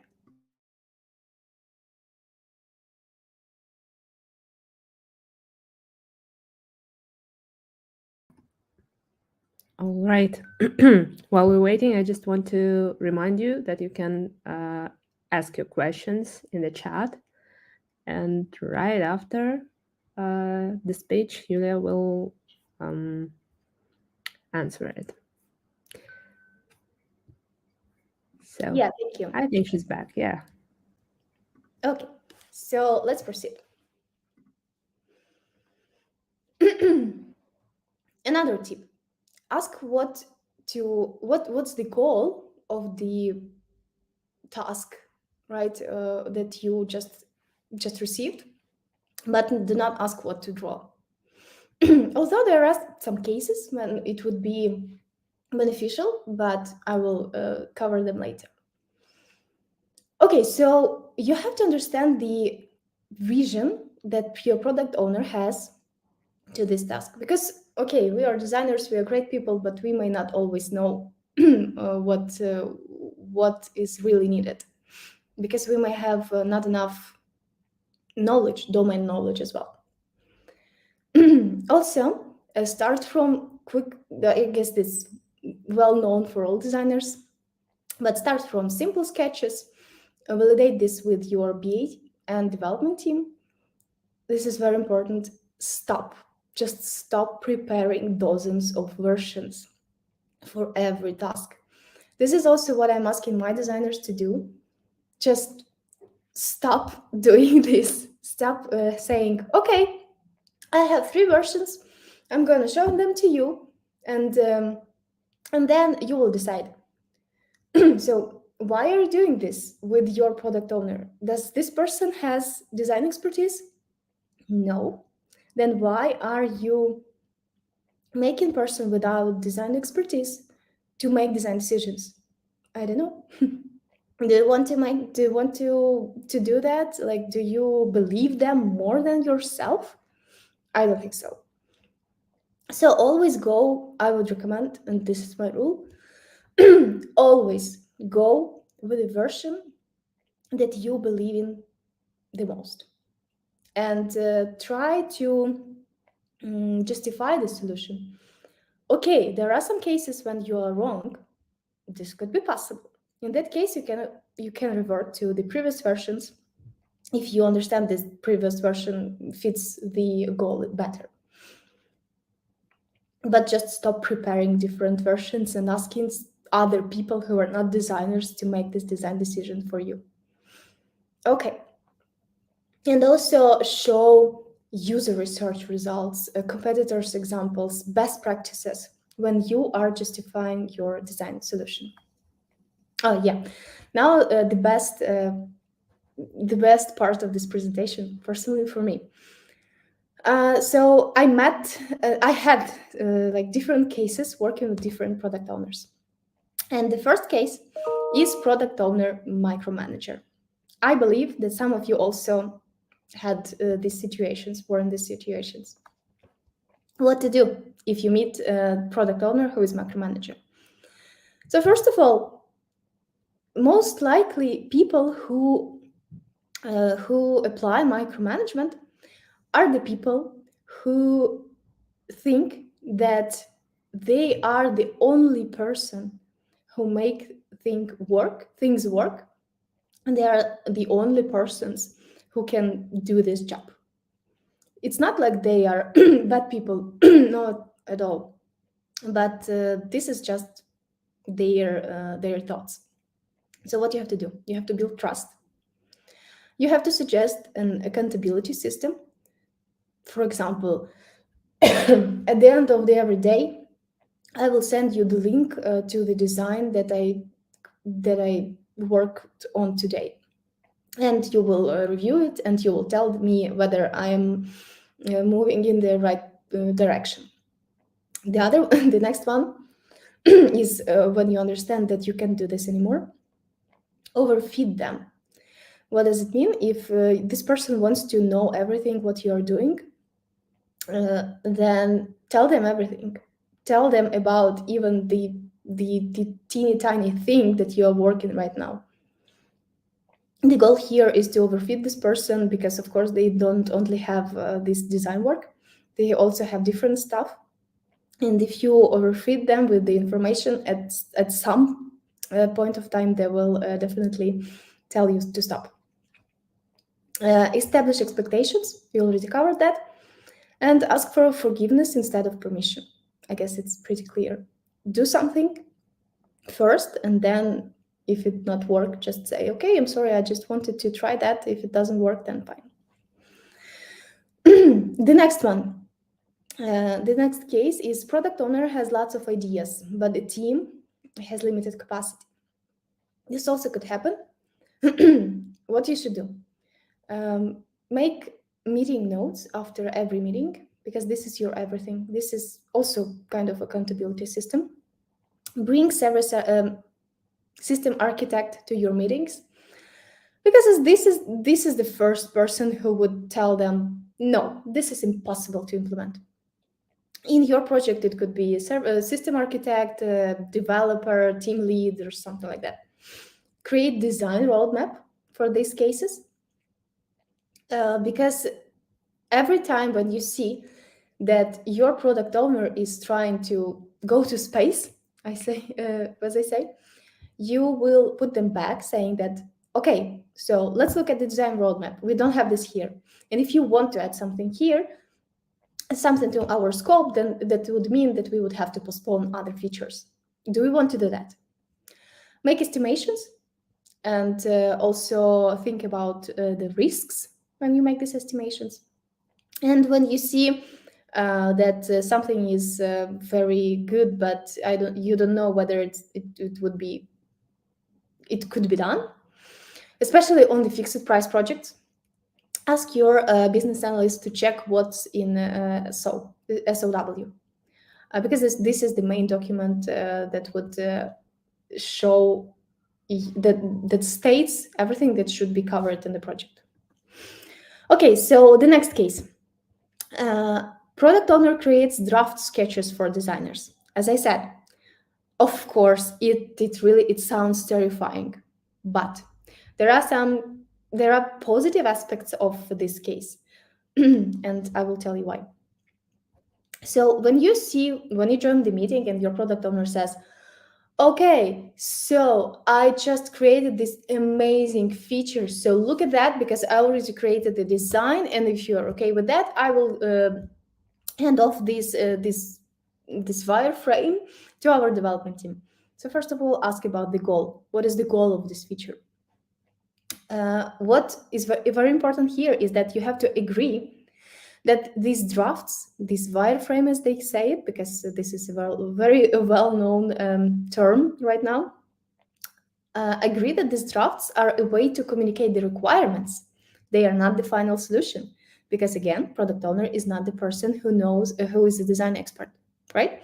So we are discussing this wireframe of yours because it would be much easier for us to agree on the functionality that we have to cover.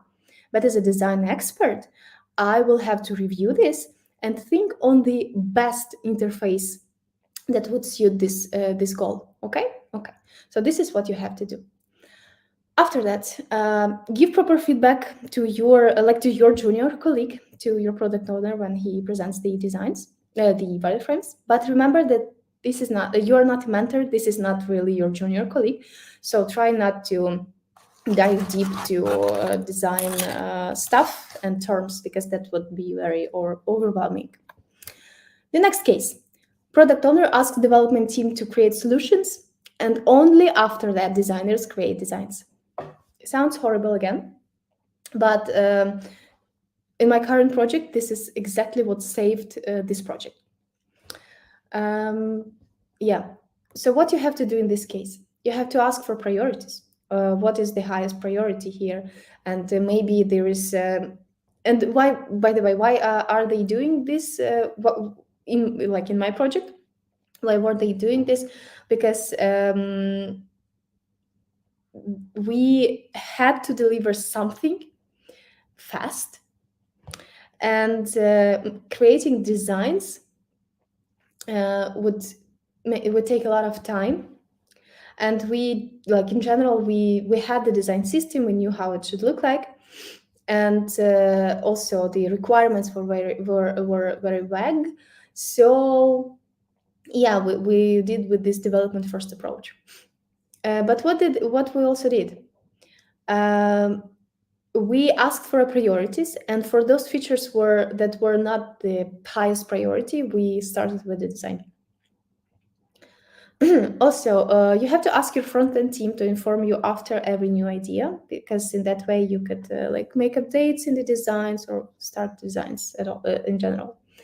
You are the consistency warrior in this case, because you have to track whether this amazing development team not using new style of button for every screen. Of course, it's easier with the design system. You have to use task tracking for you and front-end team. Believe me, in this case, is good enough is perfect. We all know what the perfect design process should look like. We all know that, but unfortunately, in real life, it's not always possible to follow this perfect design process. So in this case, especially in this case, good enough is perfect. And your main goal after all this stuff happened, you have to conduct usability testing, at least with your internal team, at least with your internal users, because actually your team is also your internal users. And after this usability testing, you will have enough information for the further design changes. The next case, product owner trusts you, but there are other people who has more impact to the final product. What you should do in this case, invite the person who is a decision maker to team brainstormings and presentation. Conduct an impact mapping workshop, very nice artifact to my mind. This is the workshop where you define main goal, actor who would make it possible to achieve this goal, how this actor would impact this process of achieving this goal, and what should be the deliverable. And what you should do, this is a very nice trick, I really like it very much. Conduct design presentations together with your product owner, and they should be your voice.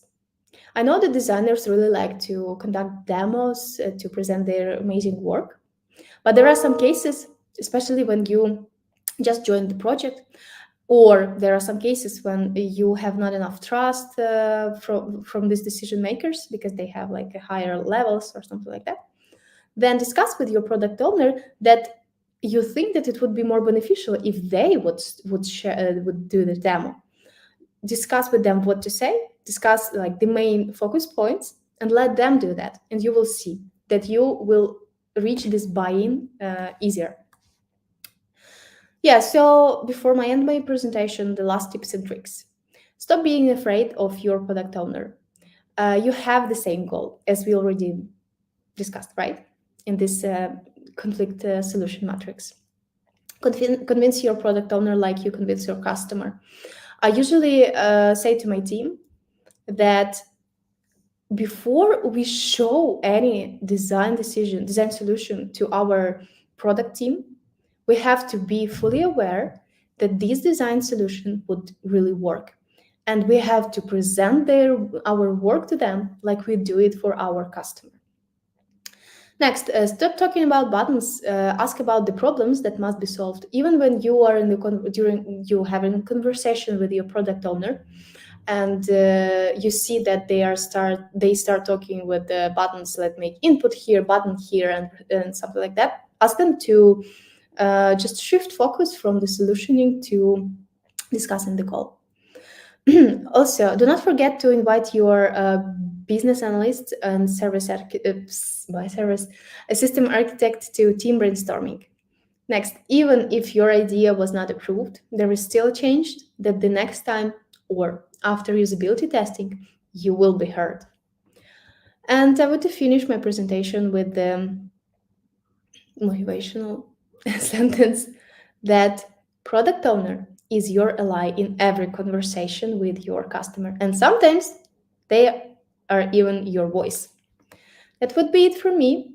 And if you have any questions, I'm ready to answer them.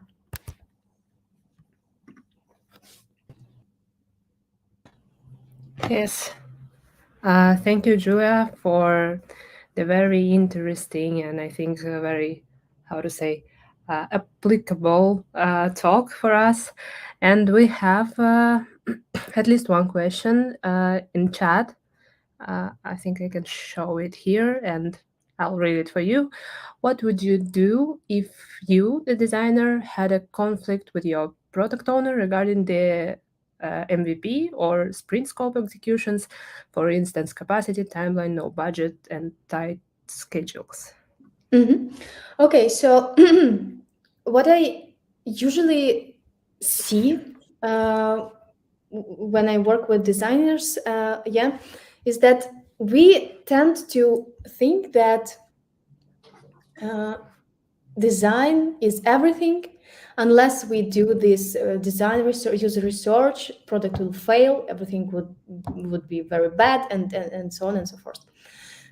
But what we usually don't know is that the product may have limitations in resources, and resources. I mean, time, budget, and staff, people who work on this project, and so on and so forth.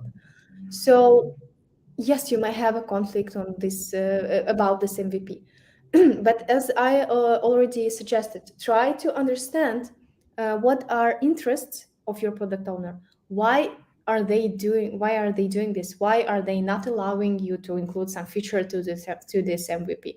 Maybe it's very costly to implement, right? Maybe it would take much time, and maybe there is some other reason. I don't really know. I'm not in the context of your project. So first of all, understand what is the reason, and if the reason is lack of resources, so actually, unfortunately, there is nothing we can do. I mean, if the reason is lack of budget, again, what we can do with that? We can we can in this case we can agree that this feature should be done the first thing after the MVP. Then, okay, we can agree on that. But we cannot really block a release because we think that without this feature, the whole project would fail, especially if only I as a designer think so. So what I would do, I would I would create this matrix that I showed you earlier in previous slides. I would try to understand why my product owner is doing that, why he is. I don't know exactly the case, but let's imagine that he's blocking feature, right, to MVP. I would try to understand what is the reason, and after that I would really want to have a conversation with my product owner to discuss what we can do. So okay, we most likely have the same goals. So you want this product to succeed, I want this too. I see that you don't have like the same vision to this feature, so let's discuss what is the reason behind that. And I'm sure that you have to discuss this. I'm sure you have to understand what are the goals. And during the discussion, I'm sure that you will come up with the action plan. But what is very important is do not try to block the delivery, because designers are often known as a people who are trying to slow the delivery because they want to do a user research, and we don't really have to do that. Okay. All right. Thank you very much for this answer. And actually, I could add here that sometimes when this happens, I try to treat it as a personal challenge to try to make it cheaper. The way to deliver the same value with less costs of Yeah. development or something Yeah. like this. Yeah, that's a great idea. Yeah. All right. I think we have no more questions left here in chat. However, you can still ask Yulia for anything, and she will answer you to the chat in the written form. So thank you, Yulia, Thank very you. much for your Thank you. And marvelous sorry for my topic. voice. Thank you. Yeah, you're my personal hero today because I understand you so much. I have the same kind of illness, and I couldn't even imagine to talk for 40 minutes long, without any interruptions. So thank you. Bye. All right, so we can move forward, and our next speaker is Artem Lizhnuk. Yes, to be honest, I've been waiting for this topic the most, because Artem will tell us about organizing the processes, which I expect to be extremely useful for everyone. So we'll no longer occupy the stream and passing my word to Artem. Thank you. I hope you see my screen well, because it's ultra wide. Maybe I have to swap Yes, it them. has a bit of borders, but that's okay. That's okay? Okay, then I continue with my presentation. First of all, Ira, thank you for having me today. And I want to thank everyone for making the time to attend this session. Let me tell you a bit about myself. In IT, I've been working for more than 10 years, and my first job was a system administrator. Then I worked as a front-end engineer at EPAM, and not only. And finally, more than 7 years ago, I came to design. So this is my workflow, let's say. Currently, I'm a senior designer with background in building design systems and leading teams. Also, most of my experience is in designing complex enterprise applications and solutions. Nevertheless, a few years ago, I had the chance to work on on an interesting project based on Salesforce with a quite strict Scrum process. So today I'll give you a brief overview of what Scrum is and which activities we have inside of it.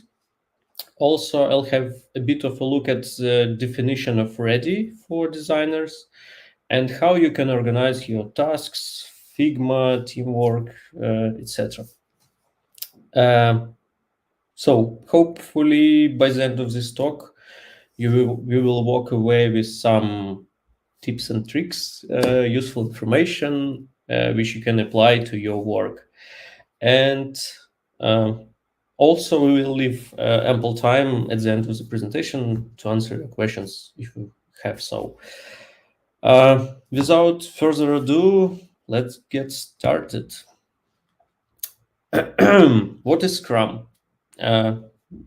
Basically, it's a way for a team to work together and complete complex projects by breaking them into some smaller, easier to manage parts, let's say. The team work in short cycles, which called sprints, to complete those pieces of the project and get feedback from customers, users, stakeholders, and to help improve the product itself. And let's take a look at this list of activities which I have on the slide. As you can see here, we have product backlog creation. It's usual thing here. Sprint planning, sprint execution, daily stand-ups with team, sprint reviews, and sprint retrospectives. I genuinely think that designers should be active in all these activities to achieve best results. Of course, you can argue about it, but for example, on previous session, Julia said that sometimes we can skip our demos. It's a sprint review, another way in Scrum, and you can not attend here. But sometimes it can be useful to attend sprint review and to explain something if some questions appeared. Also, in such activity like sprint review, designers can present their work also, because you will see on further slides that we work ahead, sometimes in one sprint, sometimes in two even. So we also can show everyone, not only to our team, but also to customer, what we are doing right now. So let's continue.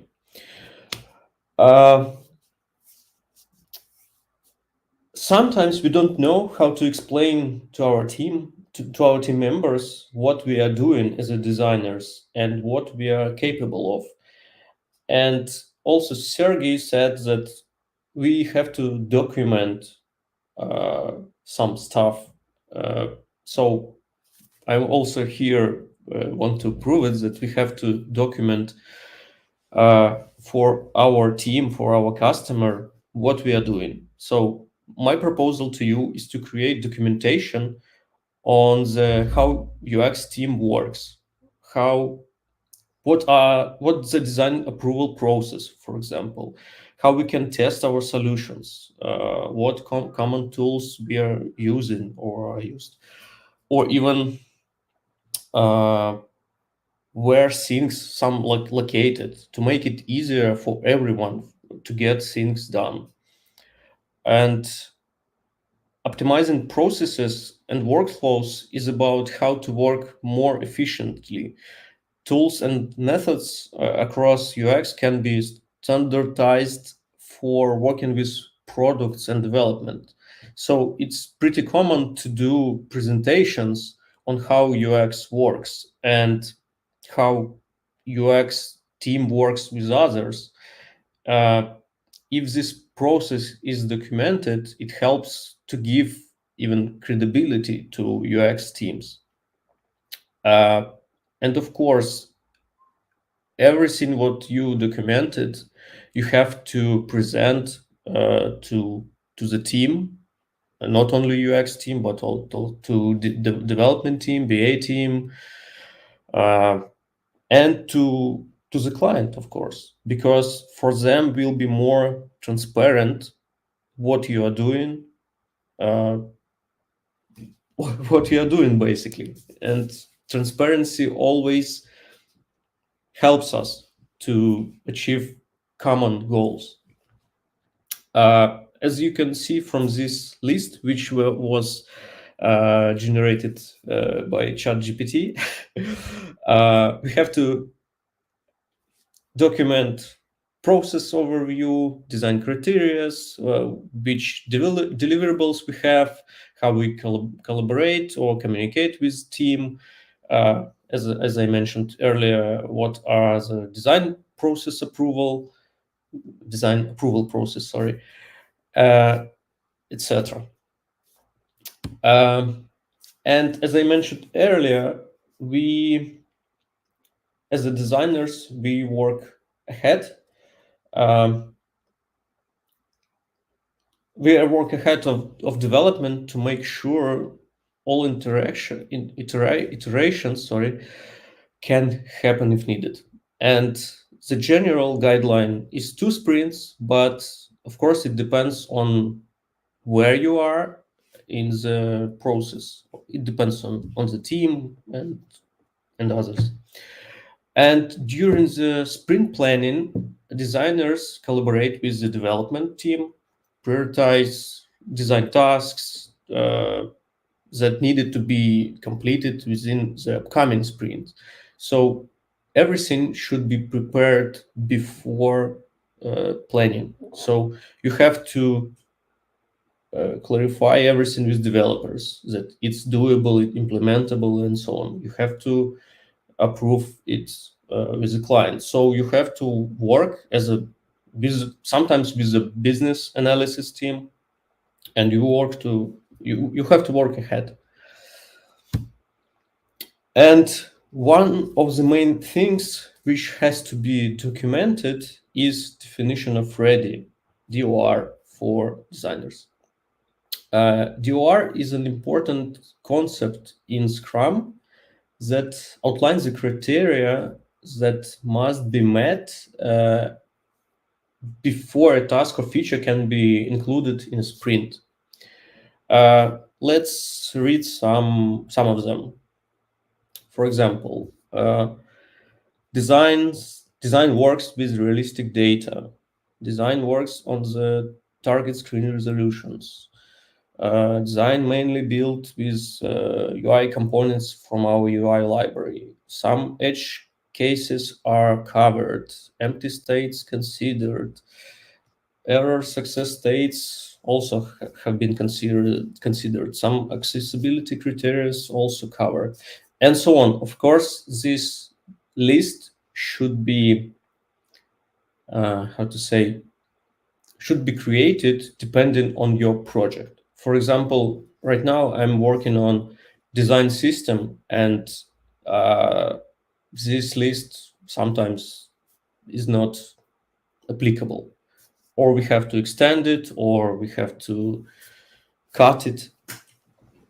And for example, here, the last point, as you can see, designs discussed and confirmed with the developer or development team that solution is implementable. Without it, you cannot say that your job is done, your task is or story is ready. So all these criteria depend on your specific project once again, and meeting the DOR helps to ensure that the design work is prepared in a way that it's prepared properly. The development team can successfully implement it without any complaints, without you can prevent just any miscommunication during the process of development, because everything should be covered.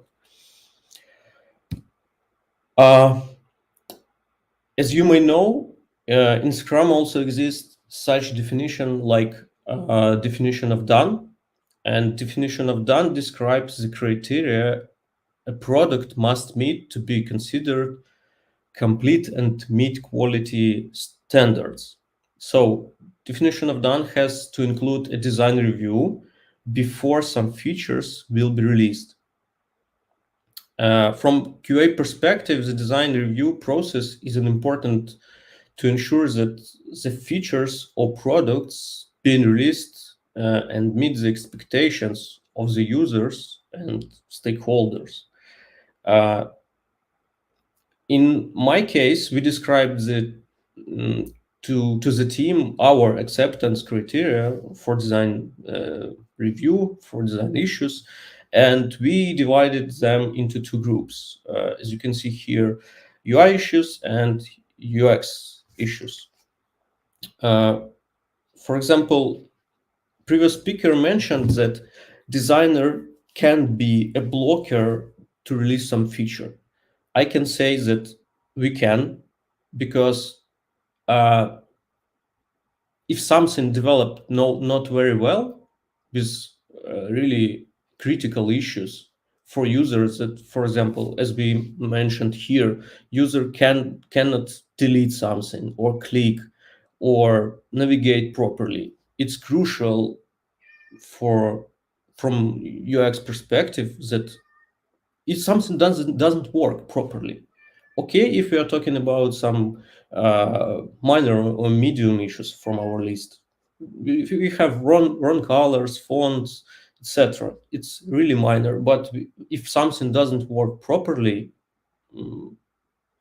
user cannot perform some actions, it's not done. So we have to include this design review before everything will be showed during the demo for the client. So depending, in our case, we decided, is it releasable feature or not, depending on the number of these issues, and after it we decided, is it acceptable or not.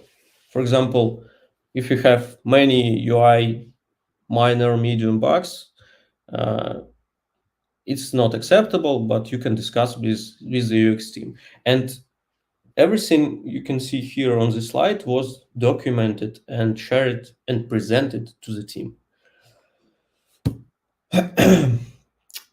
I'm finished with the documentation part, and now I can, someone is typing. I hear a cat. Sorry for that. Yeah, I have microphone from my laptop, and cat really wants to enter the room. Sorry for that. Where I stopped. Let's talk about the organization routine in Figma. Firstly, on my Salesforce project, I decided that it would be really convenient for me and even for developers and QA team to divide all my pages in Figma to like each Jira ticket. And after some time, I even added some emoji status here. As you can see here, I have like letters and numbers. It's a Jira ticket number.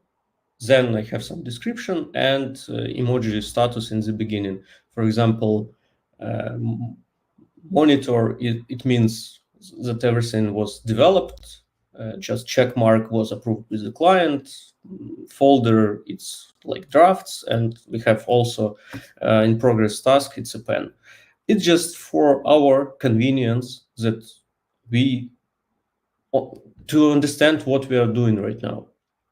And that was helpful for mainly for two reasons. The first one, team operates with the Jira ticket approach. So when developer has a ticket, Jira ticket, he knows its number. And for him, it's easier to navigate through our Figma files to find correct ticket and correct designs. And for QA team as well, that's really helpful. And as the second reason, as we have an iterative process, each Jira ticket is some kind of improvement for the base story, for the base task. So we can easily see all the changes. For example, here, that was the first iteration of some feature. That was the second one. That was some improvement to that. And you can see the changes, how our designs evolving even. Yeah. Another tip, let's say, that for our easier navigation through our Figma files, we create 3 types of previews for our files. Red one for each big feature or object. For example, we had a complex project with different objects. Let's say one object is account, the second one is some kind of investment proposal. Different flows, different objects had at that time, and now maybe different files. For us, it's quite easy and clear what we can find and where. White one and gray one we used for libraries, green one for UX artifacts. Mainly we had files from workshop boards, some flows, UX audits, etc. And those files were in FigJam. Just for us, it was really convenient. Another, let's say, tip is to use Jira widget for Figma. It works only for Jira from like cloud solution, which you can buy, but it doesn't work at EPAM, like internal projects, but it works for Atlassian cloud solution, Jira. And for easier navigation between Jira and Figma, we used this Jira widget.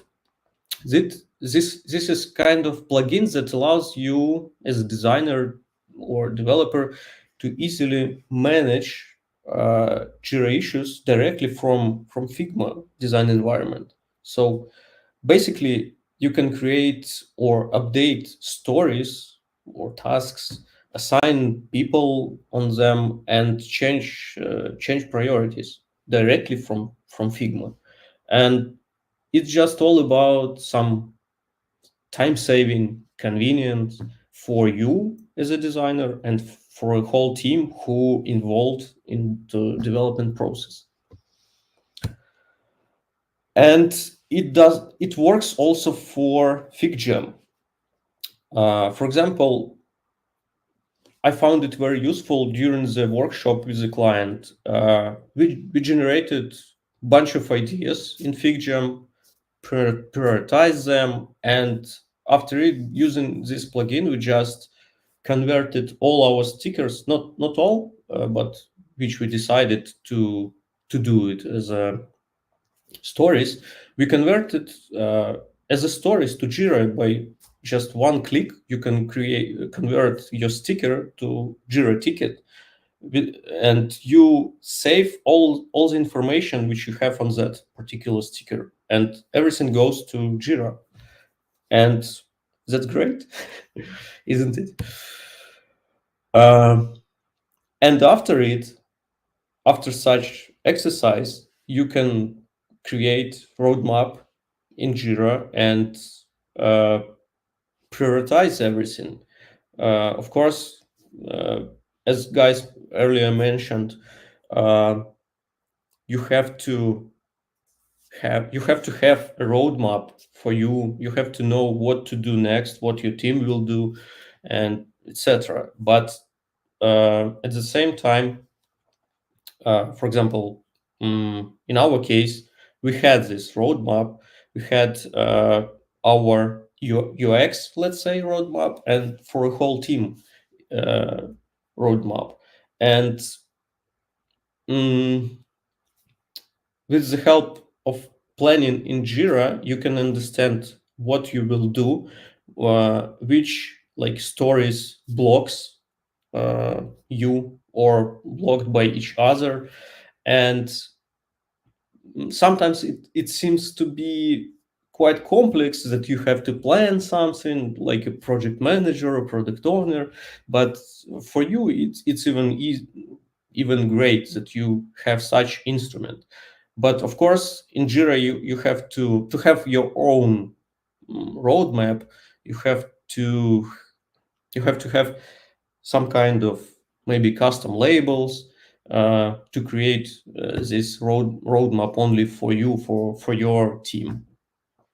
And if you have such powerful tool, you always have to prioritize and show it and repeat it with the client. Don't be shy to do that. When you speak out loud and show it, present it, you will be more and more transparent and on the same page with your client.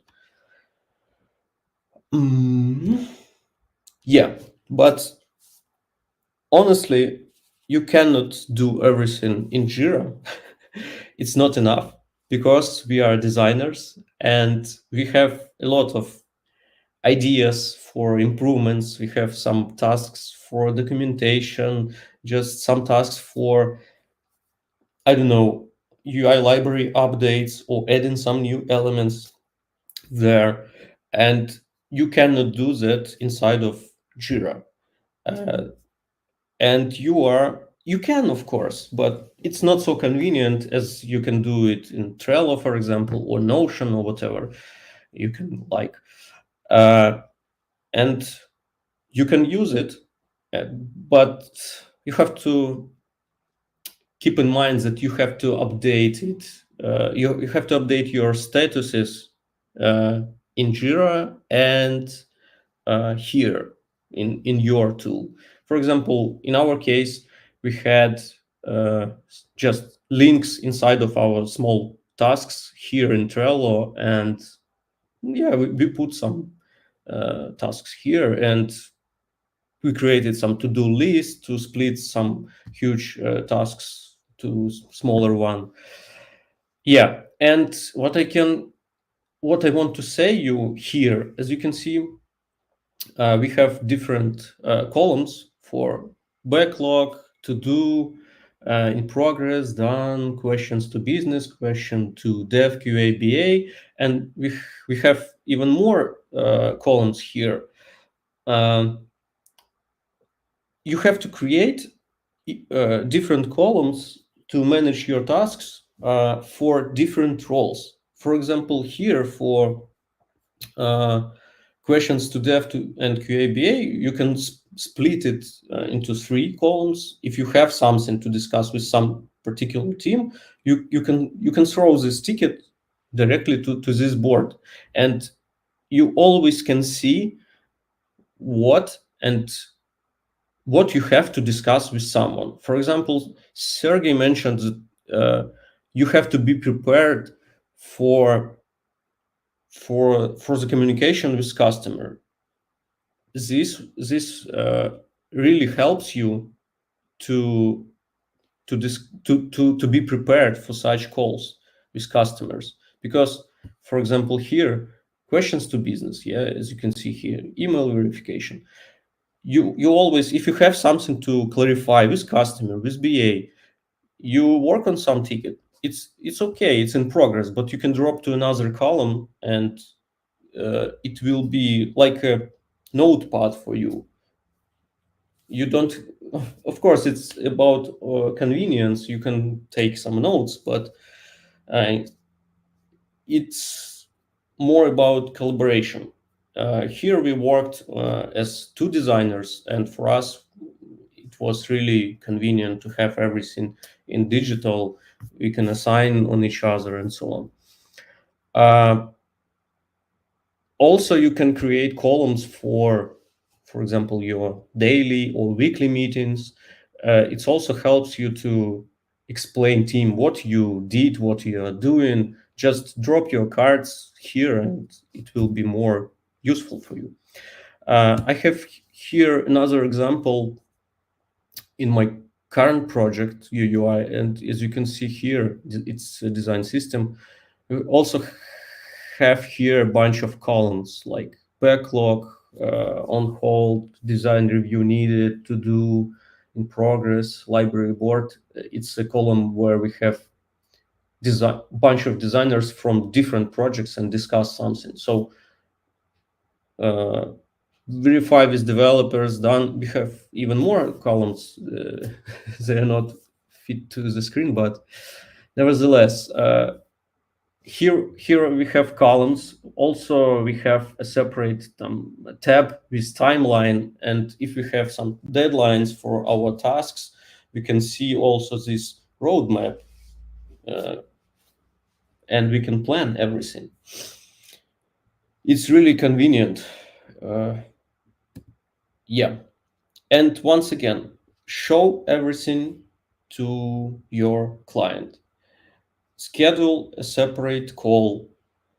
Discuss your plans. Discuss your current tasks. During this discussion, you can prioritize it, and you can drag all these Gantt charts inside of your tools like Jira or Notion, whatever. And it helps you to be more transparent, and you always will meet some expectations from the client. They will be on the same page with you, and that's great. And after everything, share all updates which you received from the client to the team, to BAs, developers, and to, of course, designers team, if you have some. That was it from my end. Thank you everyone for your attention. I hope I wasn't so boring, let's say, with this organizational stuff. Now you can ask some questions. Thank you, Artem. Yeah, we do have some questions here in the chat. And first one, from your opinion, which is the best way to push team to follow DOR and DOD? Bribes, blackmail, or relative kidnapping?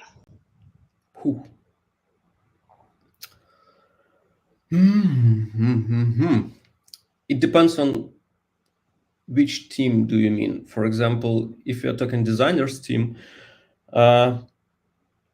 we can go through the list of DOR for each task which we are doing, and we have to push. We have to push someone. Oh, it's Dima's questions. Okay, from Dima.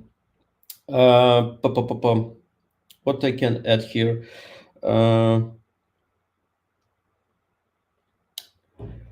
If you're talking about DoD, it's you have to push QA team first of all, or developers team to include you in design review process, because sometimes they don't remember about it. Someone were onboarded improperly, and they don't know that designers have to do such things. And also we have, as a Scrum activity retrospective, we always have to highlight that it is not according to our process.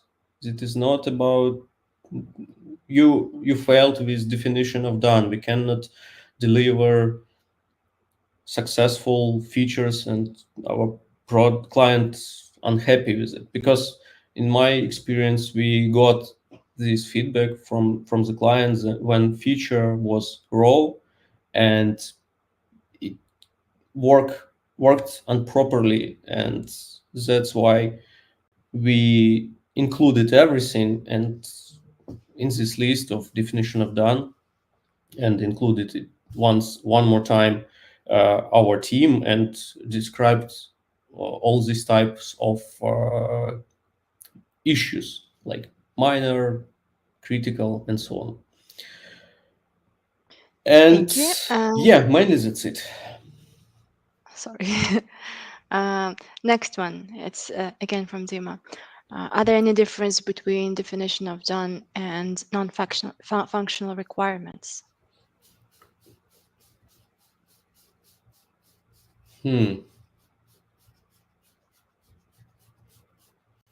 I cannot answer to this question. Maybe Dima, let's discuss it separately. Maybe I didn't get it. Okay. Dima, you can share your opinion in the comments as well for us to read. Yeah. Ira is asking how big the team of designers should be to follow this process.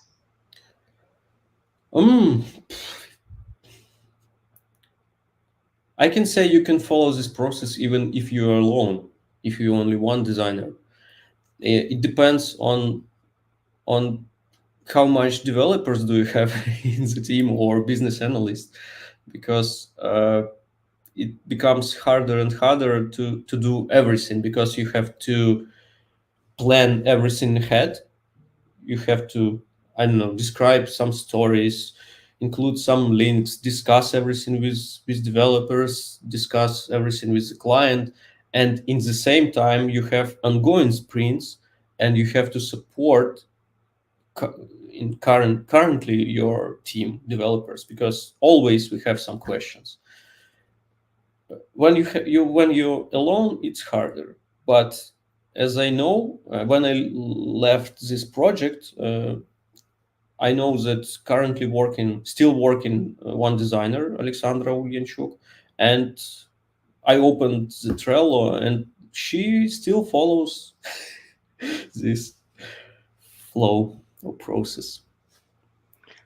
Thanks. Thank you. Another question from Denise. How would you plan the design discovery process in the fast-paced Agile and Scrum environment?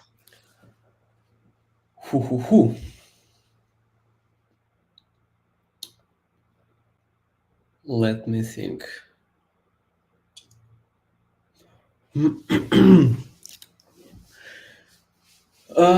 It's a bit harder, because if you have fast-paced processes, it's really hard to plan some discovery activities. But you can involve to that your product owners. They can at least help you with stakeholders to manage who is responsible for that, for what, and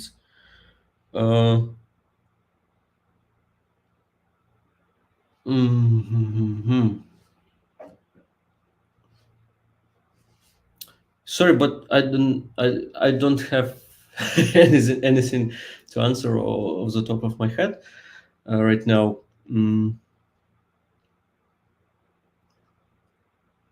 Mm, I'm a bit stuck with this question.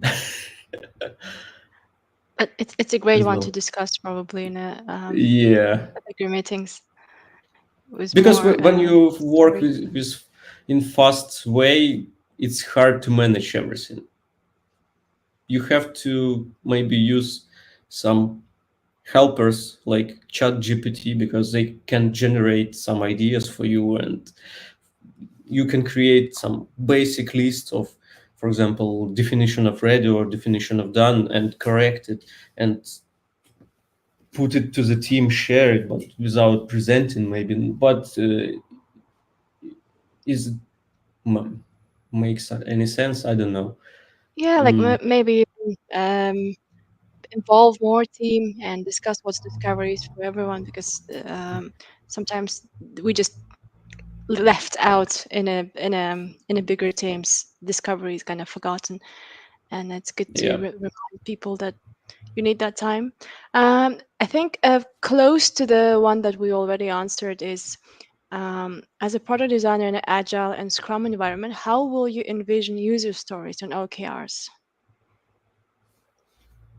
Hmm.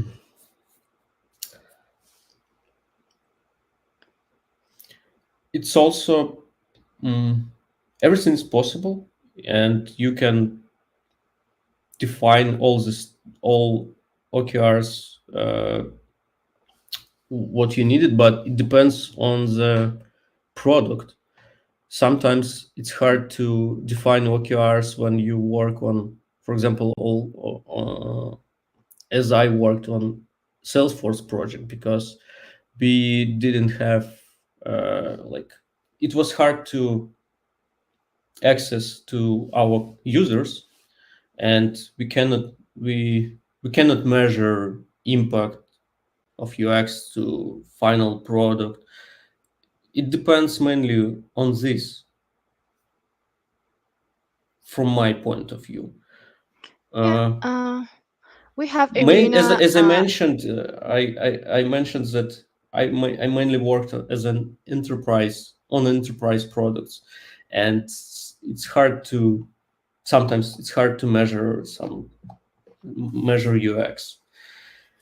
If you're talking about products, you always have to have users, some data, and so on. Because in our Salesforce product, let's say, we didn't have, for example, even Google Analytics because of security policies of the client. mm, did you measure like something that if it was live, it was when it was out, so it was We coming back to you? measured just via usability sessions. We had several times through the surveys, and just through the interview and subject matter. We always discussed everything with subject matter experts.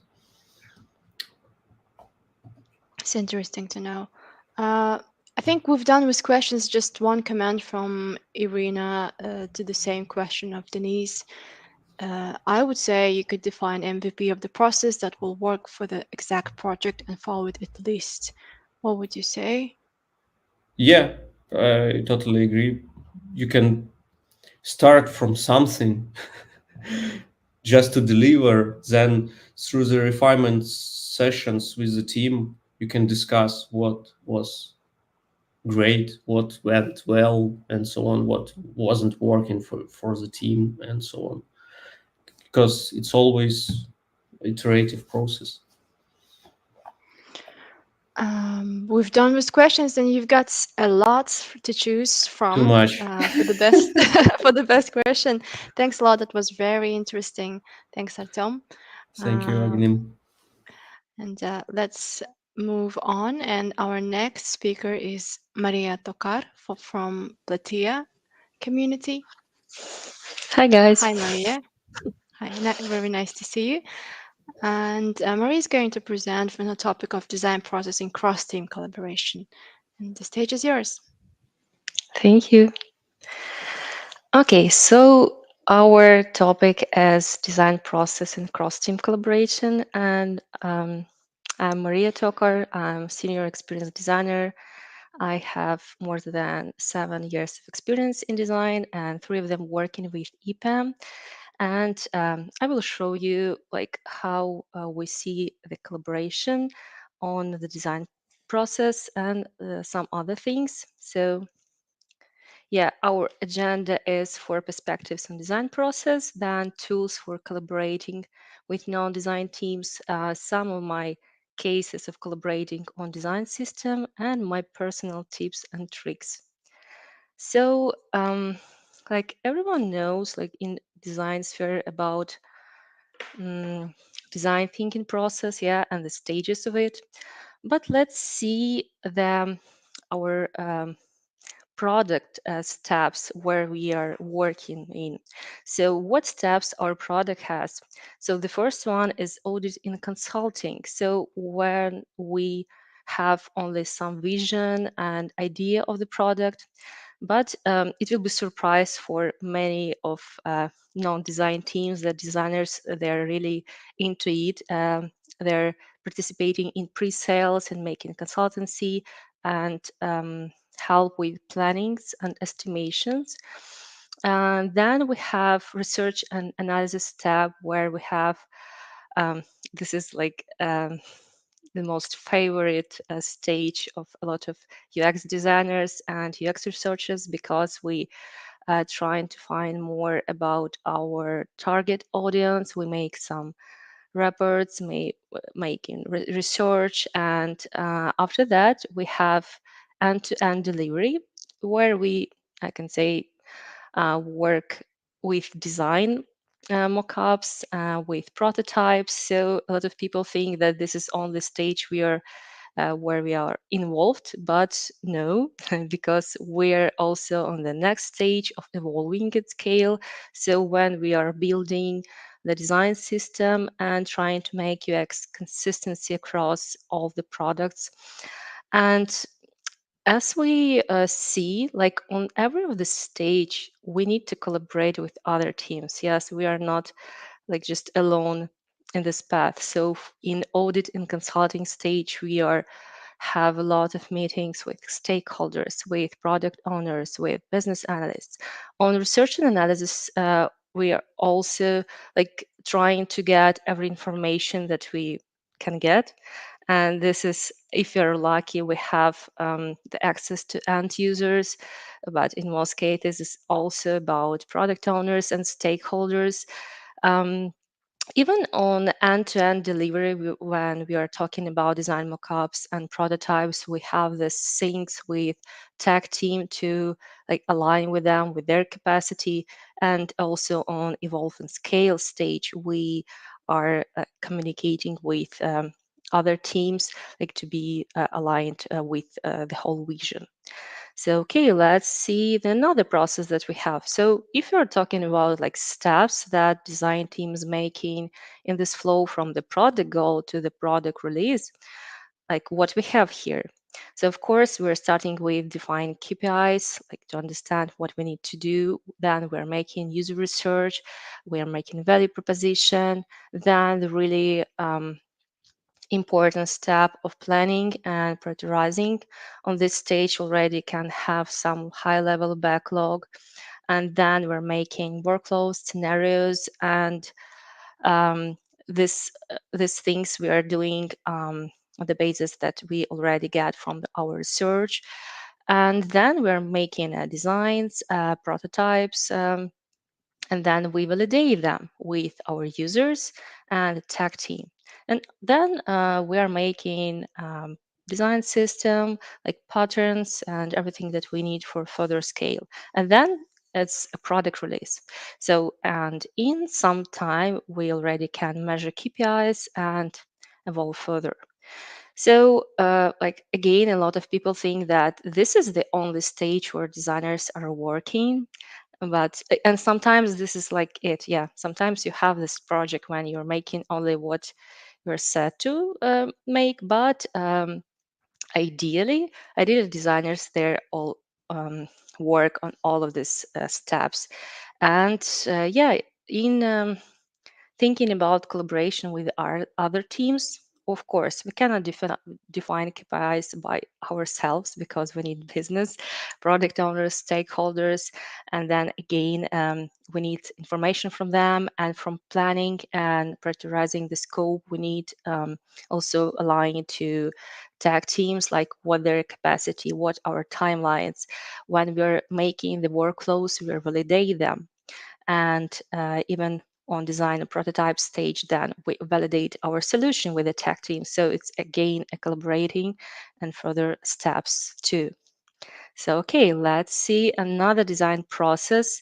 And again, I think a lot of you guys know what is it. It's double diamond, and this process also is from like show us our path from goals and KPIs to working solution. And the main point of this process that in some point we are like expanding the field of our actions, and then we are narrowing them at some point, and then again we're expanding and narrowing, and then there's a working solution. So this is how it should be in real life. So yeah, we're making discovery research, we will synthesize it, we have priorities, strategy, then we're generating ideas and making prototype, then implement it, validate, and poof, we're here. But in real life, we have something like this, because this stage of discovery is taking not so much time as implementation, generation, and all of this stuff. So, and again, sometimes we are not so lucky, so we have like a tons of information, like to have to analyze it. Sometimes just speaking with the main stakeholders. But again, we will have the strategy here. So pretend it will be, I know, e-commerce site, and we want to make the goal and KPIs make revenue bigger.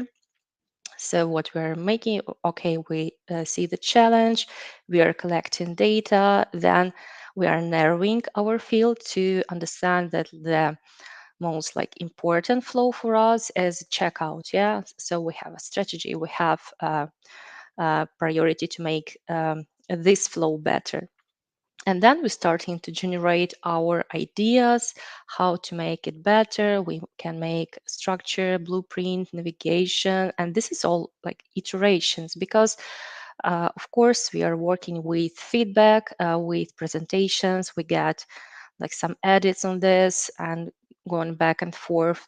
And yeah, essentially we go to the sum. So you see this is narrowing, and we have like already finalized prototypes and concepts, and then they're ready, and we go to with design system, and then it's a working solution. So yeah, again, here we have a lot of collaboration, and even if it sounds like it's something on the design thing, like blueprint, I know, like prototype, surface, design system, it always goes along with our communication with non-design teams. Okay, let's see that the last one, our design process, and this is design sprint. And you can think about it, the design sprint, it's all about designers, yes, but no, again, no. Okay, let's start. So we creating some features, yeah. So we need a sprint planning. Then, and of course, again, on sprint planning, there are some of teams that will be present in your planning. It's not only about designers. And for brainstorming, I would recommend to call on this brainstorming not only your designers, but product owner, solution architect, business analyst as well, because they're really smart folks that can help you. Even because designers are not only making some beautiful buttons, yes, and fonts, we are making solutions. And to make the best solution is one of the ways is to collaborate with your team. So then we have designing and prototyping. And yes, here we are alone. last. But then we have internal and tech things because we need to validate our solutions with the tech team. We're presenting, we're getting feedback and iterations, and then the final presentation, this final, and then we have approval and our task closed. So we have collaboration even in design sprint. And moreover, while we're doing our job, we have in parallel, like with our sprint, we have other things to do. And this is design QA for development tasks. So this is a really good thing to do. And even if nobody tell you to do so, do it, because like you are owner of design and designer has really good eye on the details, and you as a designer and owner, you have intention to do something, so it is really better for you to check that this your task that's already developed, and you can make a box then and yeah, but nobody will hate you, I hope. Then we have a supported documentation, and it's also collaboration with developers.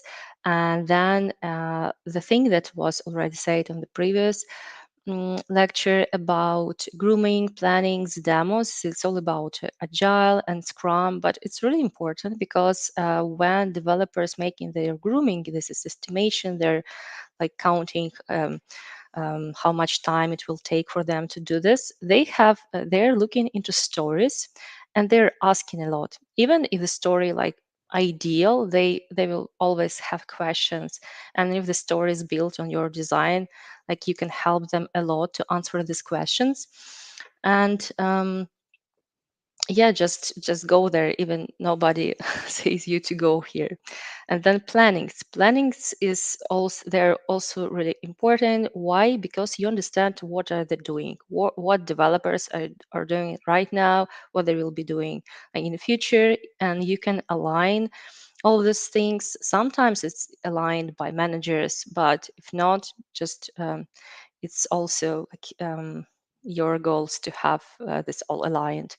And also demos, when developers are showing demos for the stakeholders, you can also go there and see if everything works as you expected and looks as you expected, because only you sometimes know like how it should be. So yeah, we saw like 4 different ways to see how designers in their processes working with other teams. And now I will show like some tools that can be used to work with them.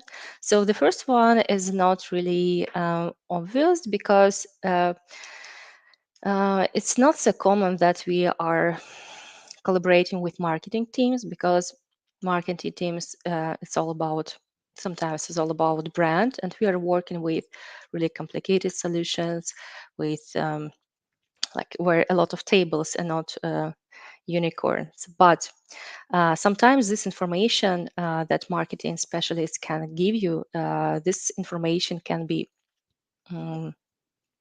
got from product owners, I know business analysts, somebody from the team. So sometimes they can give you only credentials. So you need to know like the basic tools to understand what is going on. So everybody knows Google Analytics, and you can also see Hotjar here. It's you can see there heat maps and even videos, how users they're using the product. This is some other tools there. And also I have seen on our project Heap, it's also some insights platform, and it shows you the customer journey, and you can like make some find some good insights there. And even if you are not, you know that it's not available on your project yet, just like, take half an hour and just go and Google it and see some free videos how to use it. So when you will be able to use it, you'll already know the basis.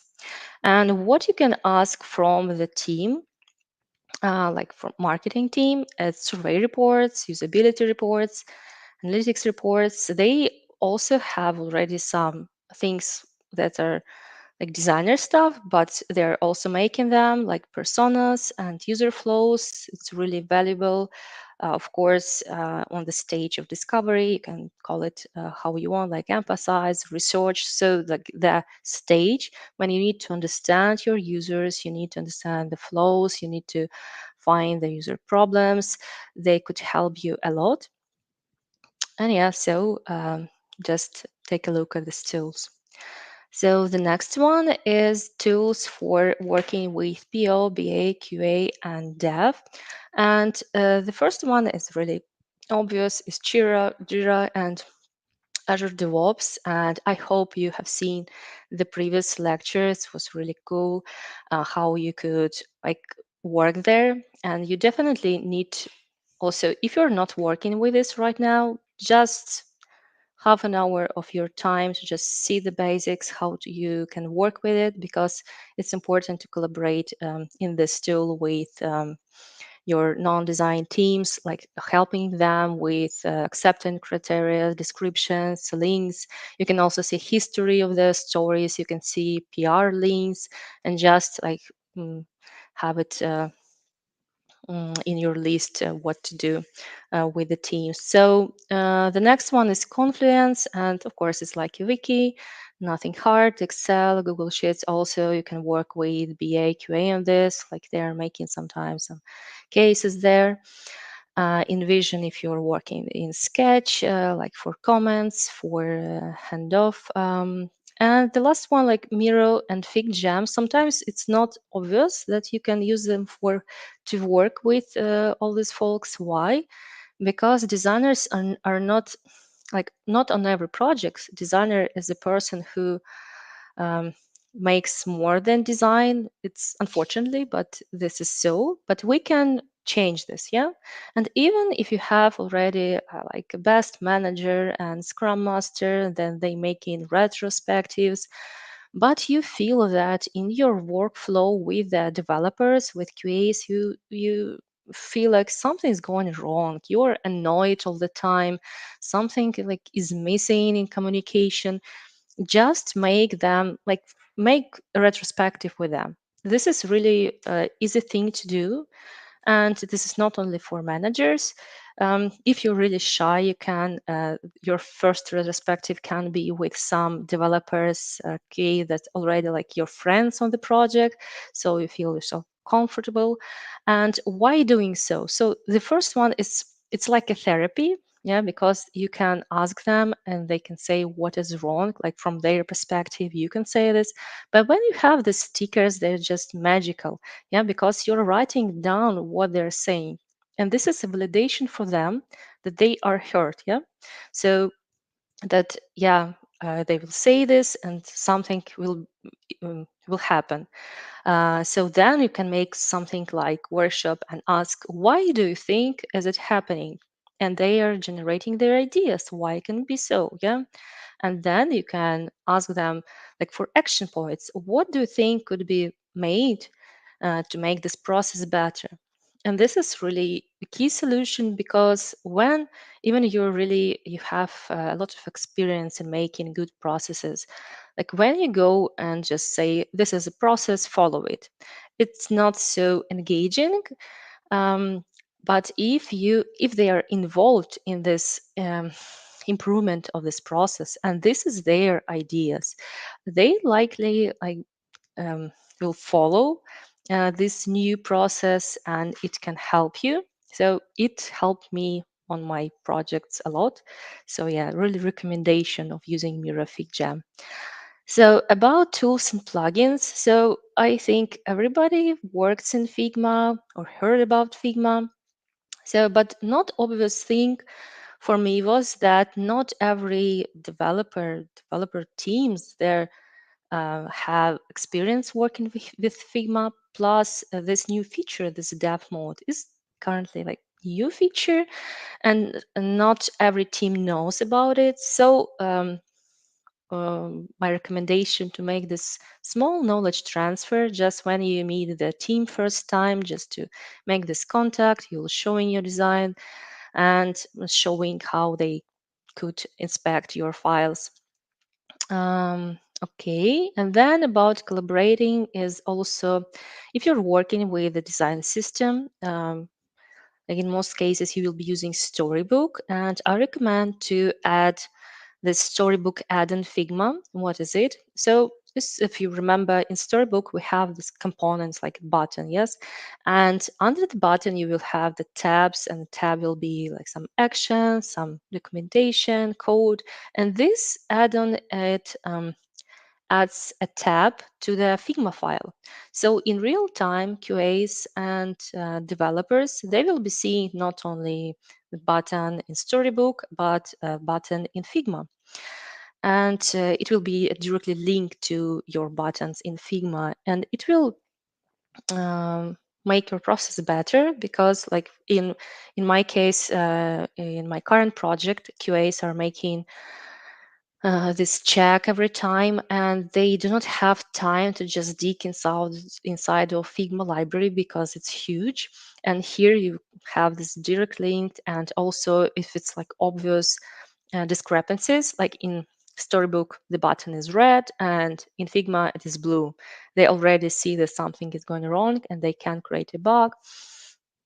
So it helps them a lot. So the next tool is Chromatic. And Chromatic is a visual testing and review tool. So what it makes? So it makes some screenshots also of your Figma file and Storybook. So when you have this contribution process that you have a design system and somebody wants to, some developers team, they want to add something new, they want to change, and you're as a viewer of these changes, you can like see the differences, you can catch visual functional bugs, so very cool tool to use. And also with Chromatic you have a Storybook plugin, so it works like the Storybook add-on Figma but for designers, because when you have this plugin inside of your Figma, you will see like the model window with the real life example of this component in Storybook. And then again, a direct link to the Storybook. Also really helpful. Okay, and when to use all this stuff? Like I think that every stage of the project, so improving design to development process, contribution process, is just your day-to-day activities. Okay, so the next is cases, but I'll be honest with you, is more like flows. My flows collaborating with PO, BA, and CA, a solution architect. So I'm working on design system and some internal products. Our client is a really big fintech company. They're providing financial analysis mm, to their consumers, and we already like done the um, most part of the work. So now we're just like improving something, adding something. So in this process, what it's like to collaborate with these guys. Again, it starts on the planning, even before the planning, and this is PI planning. It's also part of Agile. So it's PI is a product increment. This is like a part, like we have 4 PIs, like every quarter we have a PI, and in this planning, we're planning what we're going to do, all the teams, like 3 months, what our objectives, what our dependencies, what our risks, and we understand who is doing what. And so I'm helping before the start of PI. Why? Because we already we discussing the features that business already prioritized, but like making the drafts in prototypes helps them to understand what will be the capacity. So like the real case, like we had some feature and say, yeah, we can do this, in 3 months. But then I started to making the prototypes, and then team um, understood more like how it's complicated, because like a lot of screens, they realize that we have a lot of dependencies with backend. We don't have this information yet, or this accesses yet, so, and we do not have so much capacity for the team. And then we decide to reduce it and make, like, I know, not 10 screens, but it will be 2 screens. And then I proceed to make the final design for it. And for it, I also need to make a resource sometimes. So if it's components, just components to design a system, it's easier. But if we are working on internal product, it's much harder because it's complicated functionality. And I make some options, get feedback, some iterations, and then final design. And after this, our BA making stories. And I love working with BA. They are so great because they have so, like, such a sharp mind. They find everything, even if you know, if you think that I already made everything, like empty cases, I know, states, already seen all examples that I need to cover. But no, they always find something and ask most inappropriate questions on your design, and they help to make it better. So really cool collaboration with them on the stage. And some tips and tricks on the stage from my side. And this is controversial because, like, previously our speaker, Yulia, said that she recommends not to make more options, but I will say why I think we should do this. So I think that we need to show at least a few options, and but state a pros and cons for each option, and recommend one of these options. Yet, of course, I think that designers should have a voice and say that I think that, like, because of this, and this, I recommend this option. But why we need more options? Because it's not about only design sometimes. So of course we have more experience in design, but we are designing not only fancy stuff. Sometimes it's technical decisions. So what technology to use? I can using the same design library, I can make different options that can take different uh, time and for development teams. So it helps in my project to find the best tech option, because when I'm making this demo presentation, our leads, solution architects, they're saying, oh yeah, we can do this. And for example, in this option, we cannot do this because we don't have this data, or this data will require like more work from us, and it will be not like in our timeline.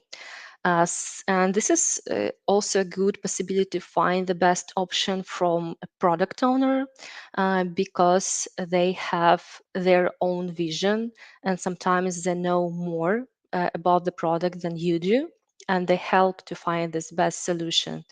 And you simply give them the choice, and this will be my one of the reasons that I will repeat time after time. That it's a good practice for you, for your brains, for your design skills, and you show yourself like a mature designer as well. um, but I agree that sometimes you need to make less options, because you need to stop if there's a lot of options and they go on, and there are a lot of edits. You need to just step back and try to find what is going wrong, because sometimes you can miss something, like priorities changed. You can find some insights. So just talk about it, just go to your product owner and like make it from the start. Just ask what you need to do, like what are the goals. Maybe you didn't understand something. Okay, the next cases are collaborating with developers and QA. And with developers, it's one of the flows. We're starting to collaborate on the grooming and estimation sessions. And as I already said, that it's a good practice to attend their sessions and answer their questions. You can help them to estimate more um, like better. Then they're developing something, and of course you have sync with developers and you answer the questions, because the one thing that when they're only seeing the story and the Figma file for 10 minutes on the estimation, and other thing when they start developing it. You're also finding new solutions sometimes, and you can change design even because something is not viable. Then they're making a demo for me on their local machine so I can see if everything is as expected, or if it's a contribution from other teams. I'm reviewing PRs and seeing in files what has changed. And my team that is responsible for design system, they're tagging me and asking if these changes are okay. Uh, uh, Especially if the changes like for some UI, the colors, sizes, and they're not variables. So yeah, I'm helping them with it. And then visual key. So I'm making a QA to ensure that everything is good. And we have a flow with QA, and I'm smiling because it's just such a mess. I would love to say that we still have our processes. They're all documented. It's everything is should be good, but we have a lot of fuck ups on this flow. Why? Because when uh, we have regression and it takes 2 weeks, and during this regression our case they're checking all the components, um, and every time we're finding something like that we don't know why it is changed, like despite the process of reviewing demos and everything else in our contributions. So it's a time for be detectives, because with QA we're starting to find like source of truth and who did that. We are looking into Figma, we're looking into PR histories and stories, we're looking in storybook versions.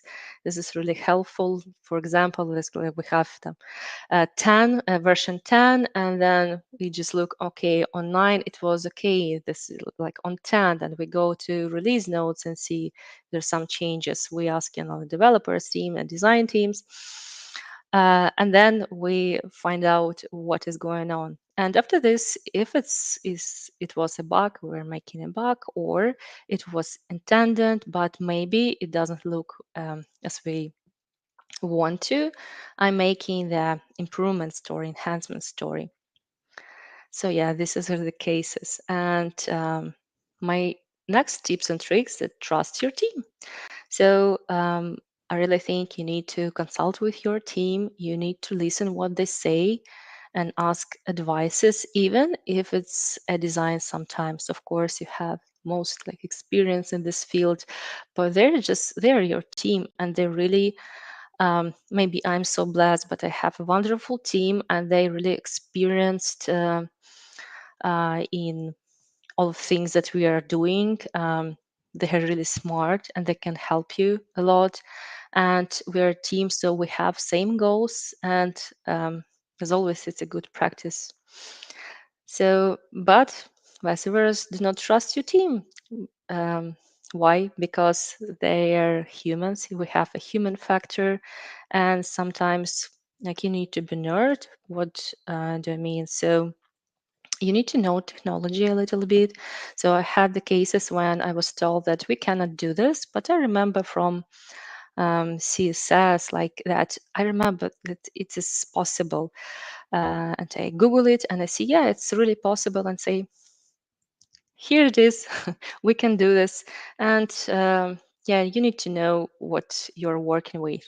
Also, you need to ask why. Of course, designers ask this all the time, but also ask this why to your non-design teams, because you can find some insights. In some cases, you will hear the answer, because I don't like this color, or my wife doesn't like this color, but you still can find some insights. For example, um, especially with product owner who knows like a lot. He says, I don't like this accordion. And you ask why.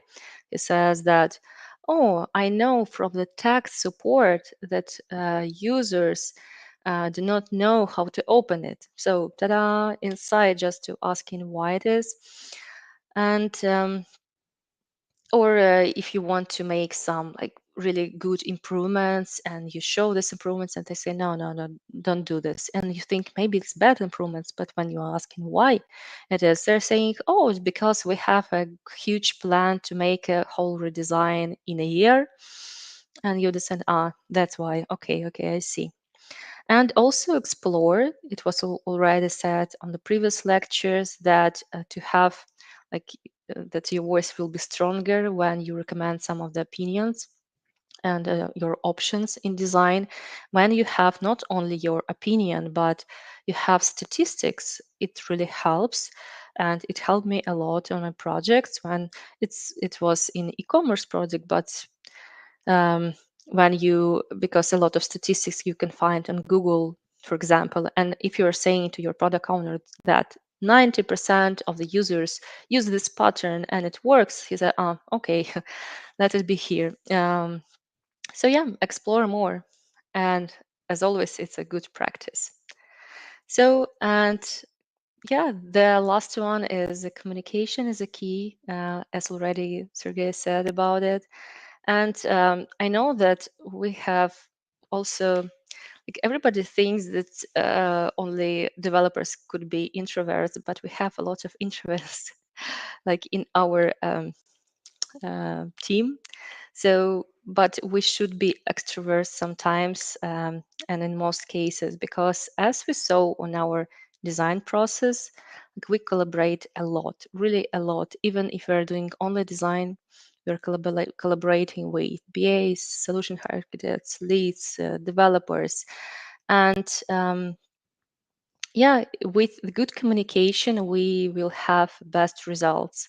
Even if nobody asks you to make this communication better, but you feeling that it could be better, just make it so. And yeah, I think that this is it from my side. And a small advertisement that join our Platea design community, because we have tons of cool videos about design. We have YouTube channel, we have podcast, Telegram, we have articles on Medium. Yeah, and I think I'm ready to answer questions if we have them. Okay, I think while we're waiting for the questions of our audience, please write them down to the chat. I'll just say, Maria, the great thanks. Like, I especially liked your tips and tricks, like controversial to each other, because like this is all you need to know about being a designer. Actually, yeah, Yeah. you always need to like Yeah, choose no the straightforward instruction how to make this. Yeah, every time just a lot of design intuition. yeah. And about options, I have fun advice like that I heard from one of the designers. He said, like, sometimes designers provide different options just to create the illusion of choice, and use one like proper one option and like the bad one, like just hoping that no one will choose it. And don't do this because they will definitely choose the baddest one, So Mm. that can be Interesting. I think a lot yeah. of people, a lot of designers, they're making their work like in different ways. But I think, like, if you make like 3 really cool options and they just like, wow, every option is just so cool, I like it, then it shows that you're not um, taking your salary just because you're so pretty. Yeah. Yes, we have just thanks from Thank you, Anastasia. Anastasia. No questions. Maybe it's all was just very, very structured and understandable. That's why we don't have any questions here. So then, Okay. thank you again, Maria. Yeah, Uh, thank you. Thank you for this talk. I enjoyed it so much. So we're moving to our last part, the last but not least, a panel discussion conducted by DesignSpot community with our cool experts. And I'm passing my word to Dmitry. I think. Thank you very much, Irina. It was a great day to